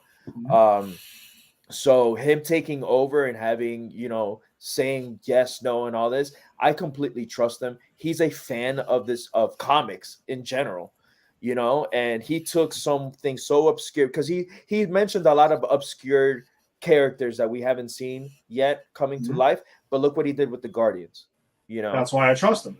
So it's exactly it. Just the way he handled everything with Marvel, and I'm all in. I'm all in, and you know, it wasn't as exciting when he announced. I'm not gonna lie to you, I wasn't jumping out of my, you know, Swamp Thing was probably the thing that I'm like, fuck yeah. Did you guys watch the Swamp Thing show by any chance? I did. I watched the run. Did you like it? No, I'll admit it. I did not like it. I did like it a lot, man. Did you? Yeah, dude. I didn't think we got enough Swamp Thing. That was my problem. I understand. Okay, well, we'll see. Yeah, that was my issue. I'm just saying the short version. That's been my issue. Yeah. And we need to have an episode about Swamp Thing where we have Jada and Ginny on, because Ginny, who does Double a Deep Dive with me, was a huge fan of that show, and Ed doesn't like it, and I lost interest after 2 episodes. So I think it would be interesting to have 2 people who really love it and 2 people who are disinterested in it discuss it. That's always the best shows to do. It is. It is. Absolutely. But so Swamp Thing was probably the thing that I was most excited for. I think they announced Constantine, if I'm not mistaken, right? Or something. I didn't see Constantine. I know there was The Brave and the Bold, which is a Batman and Damian Wayne story. Damian Wayne, which we've never seen. So that's exciting stuff. That's exciting stuff too. Yeah. So. And we are James still getting Gunn our writing and directing too, the right? Superman Legacy. What was that? Yeah. What was we that? are still getting Constantine 2, right? I know that Keanu Reeves had some comments recently. He was assuring that that's still going to be a thing, but it's probably going to be because they admitted they're going to do Elseworld stuff. So that'll be Elseworld, which is so awesome that not everything is going to connect, because it doesn't need to. No, but it's awesome that we're still going to get some side projects and, you know, maybe sequels of movies that, you know, the fans really want, et cetera, et cetera. Yeah, just stamp it in the beginning. DC Elseworlds, boom, Elseworld. Explain it, move on, end the story. But James Gunn directing Superman Legacy and writing it, and he assures you, is like, it's not going to be Guardians, it's not going to be like this, because I think that's what some fans were worried about. Yeah. I'm fascinated by that, because now he's like taking part. He's taking on one of the trilogy. The DC Trinity, I'm sorry. He's taking one of them on. I'm like, wow, this is totally out of, from what we know, this is out of the box for him. Yeah. He's Peacemaker, Guardians, weird Suicide Squad, weird fucking random characters. But now you're taking on fucking Superman. Yeah. Big deal. Big deal. And in the films, no one's been able to truly nail. And I like Man of Steel. I'm a big defender of Man of Steel. That's still my favorite MCU. That's still my favorite DC film. Till this really? day, DCU? Yeah. Okay. That is hands down my favorite. Man of Steel for me is fucking fantastic. And I know you guys covered it and I couldn't jump on. But we'll do that was our early days. We'll do a revisit. That was our first episode, wasn't it? Yeah. That was our second, because the first one we covered was Wonder Woman 84. Because it just came out. That's why. And Wonder Woman 84 was on our first episode. It just came out at the time. We kind of had no choice. I wish I would have been on that episode. I wish I would have been on that episode. I crucify that film. I hate it. We were not thrilled about it. Put it that way. Yeah, we were not thrilled about it. I really wanted to turn that movie off after like 20 minutes. That mall scene, I was like, I'm out. And then I was like, it's too early. Keep watching. And as it just got worse, progressively worse for me. And I was like, it can't get worse than the mall scene. It did. It really did. But that's a story for another day. But yeah, I'm excited for everything that's coming to the DCU.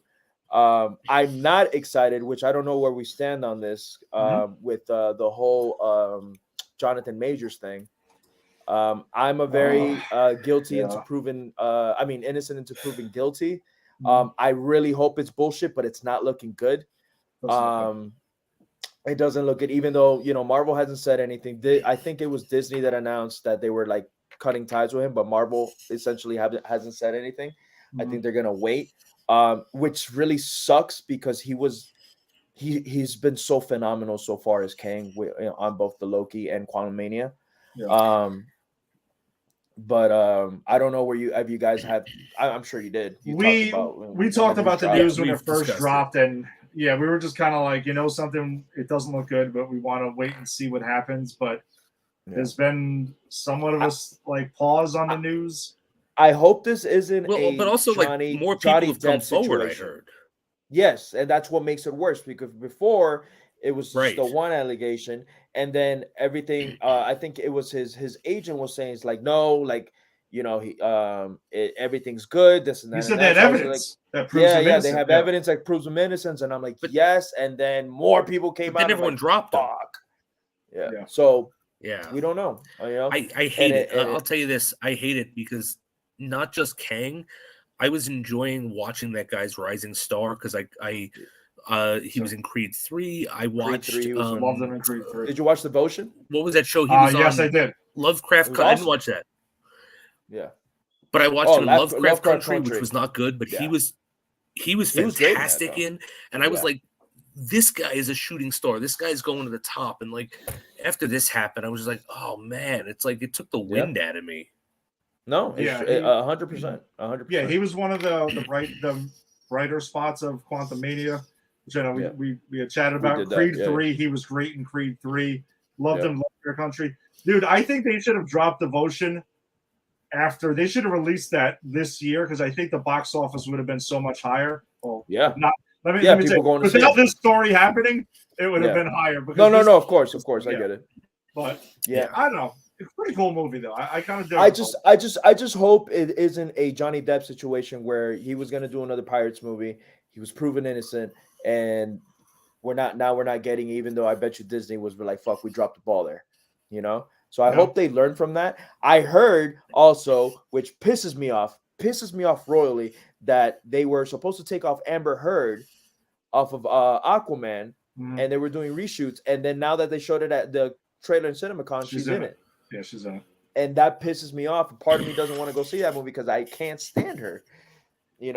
But that's messed up because they dropped because Depp was dropped, and now that he's innocent and she's the guilty party and she's not being dropped, it's a huge double standard. Yep. Yeah. Yep. I also think that they kind of feel like, listen, we got the movie in the can. It's already done. Just gotta live with it, and that's it. Yeah. Plus, it is part of a universe that's getting reboot or reshuffled because they're going to possibly keep some of it and not others. We don't really know a whole story with that. And so I read on Twitter the movie was unwatchable, and then I heard it was good. By the way, well, you said it on our Facebook page. With this stuff, you take it with a grain of salt and you see what happens. Yep. Judge for yourself, I guess. And DC is also building their own The Boys. I think they might hire Jonathan Winters if it's proven that he was guilty because they're building their own stable of The Boys. Yeah, Jonathan Majors. Yeah, no, they really are. That's but yeah, man, exciting year, man. We have so far we've had a lot of hits. Just in film in general, I've had a lot of good time in the theaters this year. Me too, especially recently. Far. Yeah, that's what I'm saying. I didn't go this weekend. I was trying to see Sisu, which I was thinking about seeing that tomorrow, but I think I might have to catch that later in the week. So I might have to do that tomorrow. I was gonna see Renfield tonight if I couldn't jump on. We both saw that. You gotta see Renfield. Yeah, I haven't seen crazy. it. I think it's gonna leave this week. So I'm trying to catch it before. You gotta see if you can. Yeah, so I saw that. The last movie I saw was Evil Dead. Loved Evil Dead. I saw Renfield in the most perfect condition that one can see it. I saw it in the afternoon by myself. I was the only person in the theater with a recliner, so I spread out.